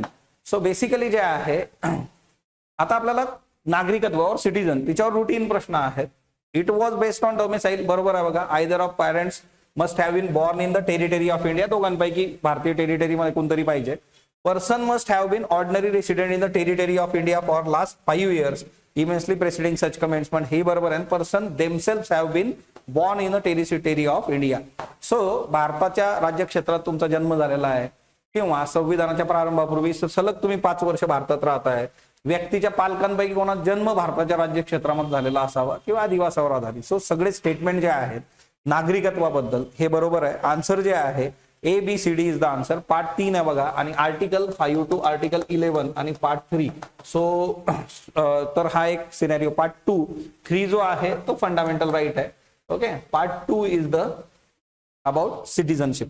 Then next one जे आहे बघा न्यायालयीन पुनर्विलोकन. 90 नंबरचा प्रश्न बघा आपला ज्युडिशियल रिव्ह्यू बद्दल हा आहे की principle of judicial review is mention in part 3. Yes, आता बघा पार्ट 3 मध्ये आर्टिकल 13 जे आहे लॉ आणि त्याशी संबंधित गोष्टी, सो तिथं याचा डायरेक्टली संबंध येतो. आणि the definition of state mention in part 3 and part 4. So 3 मध्ये आर्टिकल 12 आहे आपलं आणि याच्यामध्ये जे आहे आर्टिकल 36 आहे. सो या दोघी ठिकाणी जे आहे डेफिनेशन आहे त्याच्यामुळे दोन्ही स्टेटमेंट जे आहेत तर ते बरोबर आहे. ओके, सो आर्टिकल 12 आर्टिकल जे आहे 36. ओके, DPSP जे आहे बघा, सो राज्य धोरणाची मार्गदर्शक तत्व जी आहेत त्याचा ज्या वेळेस आपण विचार करतो की they are political moral sanctions किंवा law required for their implementation. तर DPSP कसं आहे की DPSP हे नावातच आहे की दे आर गायडिंग प्रिन्सिपल्स की तुम्ही पॉलिसीज कशा बनवल्या पाहिजे हे तिथं सांगण्यात येतं बघा. ओके, सो त्यामुळे जे आहे की पॉलिटिकल मॉरल सँक्शन्स आहेत, लॉ जे आहे रिक्वायर्ड आहे बघा त्याच्या इम्प्लिमेंटेशनसाठी. Court can declare law unconstitutional if it violates implementation of directive principle. चुकीचं आहे. DPSPs are not justiciable. Fundamental right is justiciable. DPSP justiciable का नाही आहे की भारताची एवढी ह्यूज पॉप्युलेशन, एवढी डायव्हर्सिटी आहे तर प्रत्येक ठिकाणी प्रत्येकाला प्रत्येक गोष्ट नाही प्रोव्हाइड करू शकत. So answer is A and B. Okay, then 92 जे आहे बघा select the correct statement regarding vice office of vice president. Vice प्रेसिडेंटचं जे ऑफिस आहे based on the model of vice president of USA and the tenure of vice president last only during pleasure of the president. So हे statement चुकीचं आहे बघा. Vice प्रेसिडेंटचं जे office आहे तर ते आपल्या प्रेसिडेंटच्या प्लेजर पर्यंत राहील तर असा सिनेरिओ नाही आहे. सो वाइस प्रेसिडेंट जे आहे USच्या वाइस प्रेसिडेंट कडून आपण घेतलं ते बरोबर आहे समजा, पण राष्ट्रपतीची मर्जी असेपर्यंत तुम्ही तिथे राहाल असा हा सिनेरिओ नक्कीच नाहीये. Answer is A. आता बघा प्रेसिडेंट वाइस प्रेसिडेंट जेव्हा बघतो वाइस प्रेसिडेंट 63 to 69 जे आहे कलम जी आहे ती तुम्ही बघितली पाहिजे. ओके, आणि यांच्या आधी 5 वर्षाचा सिनेरिओ असतो बघा. त्याच्यानंतर पुढचा प्रश्न जो आहे तो सोपा आहे. लोकसभेचे सभापती राजीनामा कुणाकडे देतात? डेप्युटी स्पीकरकडे जे आहे लोकसभेच्या उपसभापतींकडे. त्याच्यानंतर पुढचा जो सिनेरिओ आहे बघा इथं की सर्वोच्च न्यायालयाचे न्यायाधीश म्हणून नियुक्त होण्यासाठी खालीलपैकी कोणती पात्रता असणं अपेक्षित आहे बघा. तर त्याच्याकरता तुम्हाला जे आहे 5 वर्षांचा अनुभव असला पाहिजे. उच्च न्यायालयात वकील म्हणून तुम्ही 10 वर्ष असला पाहिजे. वय 35 वर्ष. बघा आता सर्वोच्च न्यायालयाच्या किंवा हायकोर्ट उच्च न्यायालय असेल जजेस करता एजचा कन्सर्न नाहीये बघा. A and B. So basically जे आहे ना की एक मिनिमम एज असलं पाहिजे हा सिनेरिओ तिच्यामध्ये येत नाही. सो हे दोनच आहेत A अँड B. ओके, आणि याच्यामध्ये एक तिसरी गोष्ट आहे इमिनंट ज्युरिस्ट. ती आपण याच्यामध्ये ऍड करतो की आयदर इमिनंट ज्युरिस्ट जे असेल तर ती व्यक्ती इमिनंट ज्युरिस्ट म्हणजे काय निष्णात कायदे पंडित जे आहे. तर नेक्स्ट वन राष्ट्रीय आणीबाणीच्या काळात खालीलपैकी कोणत्या कारणास्तव आणीबाणी घोषित केली असल्यास अनुच्छेद 19 मधील स्वातंत्र्य हक्क स्थगित केले जात नाही. ओके, सो बेसिकली जे आहे जर आर्म रिबेल झाला असेल बघा म्हणजे आपल्याच सैन्याने आपल्या अगेन्स्ट जर जे आहे रिबेल केला असेल तर ह्या केसमध्ये असा सिनेरिओ होत नाही. ओके, आणि याच्याकरता 2 आर्टिकल्स तुम्हाला क्लिअर असणं गरजेचं आहे. Article 358 and 359. The next one राज्य निवडणूक आयोगाला घटनात्मक दर्जा देण्यात आलेला आहे. आता स्टेट इलेक्शन कमिशन बद्दल आहे. तुम्हाला इनकरेक्ट स्टेटमेंट विचारलेला आहे बघा. आता इनकरेक्ट स्टेटमेंट तुम्हाला शोधायचं आहे. आता बऱ्याचदा जे होतं की आपण करेक्ट बऱ्यापैकी प्रश्न जे असतात ते करेक्ट स्टेटमेंटचे असतात आणि ते करेक्ट स्टेटमेंटचे असल्यामुळे काय होतं ना की आपल्याला ती सवय लागलेली असते आपण ते बघतो. म्हणून प्रश्न नीट वाचा. प्रश्न नीट वाचणं जे आहे ते फार फार गरजेचं आहे. प्रश्न तुम्ही प्रॉपरली जे आहे वाचले पाहिजेत आणि त्याच्यामुळे जे आहे की हे बरोबर आहे बघा. कॉन्स्टिट्युशनल स्टेटस जे आहे article 243K and 243ZA. 243K 243ZA जे आहे. Okay, so 23rd 24th amendment हा सिनेरिओ आहे. State election commissioner appointed by president जे आहे. सो इथं जे आहे अपॉइंटमेंट जी होती तर ती गव्हर्नरद्वारे होते बघा, आणि त्याच्यामुळे हे स्टेटमेंट चुकीचं आहे. State election commissioner can submit their resignation to president जे आहे हेही चुकीचं आहे. तर रिमूव्हल जे आहे बाय प्रेसिडेंट आहे बघा यांना. सो आणि रेजिग्नेशन पण ते जे आहे गव्हर्नरकडे द्यावं लागतं. म्हणजे या दोन्ही गोष्टी ज्या आहेत त्या गव्हर्नर डील करणार आहे. दोन्ही स्टेटमेंट चुकीचे आहे. सो उत्तर विचारलेलं आहे की चुकीचं काय, B and C is the answer. Then provision of residuary powers जे आहे.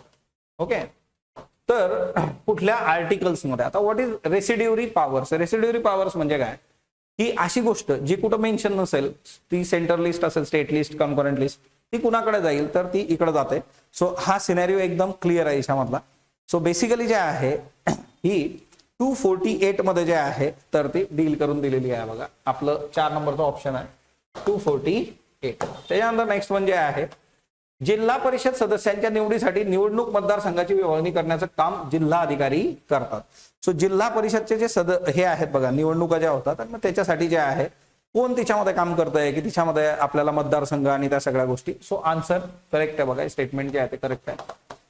चेअरपर्सन, सभापती of panchayat samiti in the district are ex officio members of Zilla Parishad जे आहे, ए बरोबर आहे.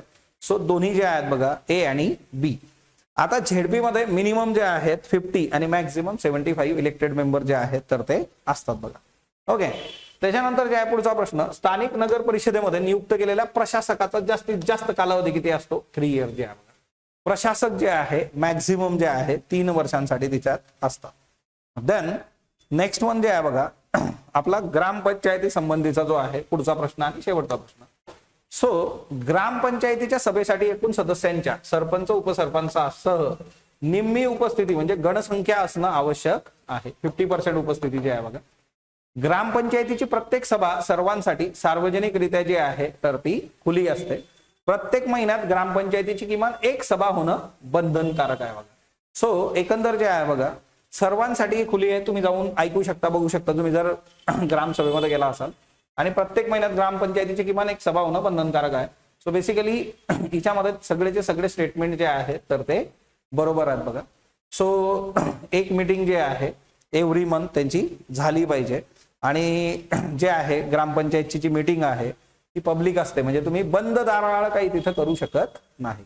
सो पॉलिटीचं वन डे रिव्हिजन 12 मे ला असणार आहे बघा. सो 12 मे ला जे आहे आपण वन डे रिव्हिजन मध्ये भेटूयात. आता आपले पुढचे जे आहेत पेपर जे राहिलेले आहेत 2 पेपर अजून, सो त्याच्यासाठी पण तुम्ही चांगल्या पद्धतीने प्रिपरेशन करा आणि खूप सिन्सिअरली जे आहे टेस्ट सिरीज कंप्लीट करा. असं निदर्शनास आलं आहे की बरेचसे विद्यार्थी जे आहेत की ते आता म्हणजे नंतर ते दिसून येतं की आता टेस्ट पुढे जातात, मग विद्यार्थ्यांची संख्या कमी होत जाते की ते टेस्ट देत नाहीत. आता एक गोष्ट लक्षात ठेवा की तुमचा स्कोर इथं मॅटर करत नाही. स्कोर प्लस मायनस होऊ शकतो, प्रत्येक टेस्टच्या काठिण्य पातळीनुसार ते बदलतं. पण किंवा असा आग्रह पण धरू नका की मागच्या टेस्टपेक्षा या टेस्टमध्ये जास्त आलेच पाहिजे. तुम्ही काम कशावर केलं पाहिजे की काय चुकलंय, कुठून मार्क्स वाढवू शकतात त्याच्यावर काम करा. तुम्हाला कुठलेही काही इश्यू असले तर डायरेक्टली येऊन भेटा. सो नेक्स्ट याच्याकरता बेस्ट ऑफ.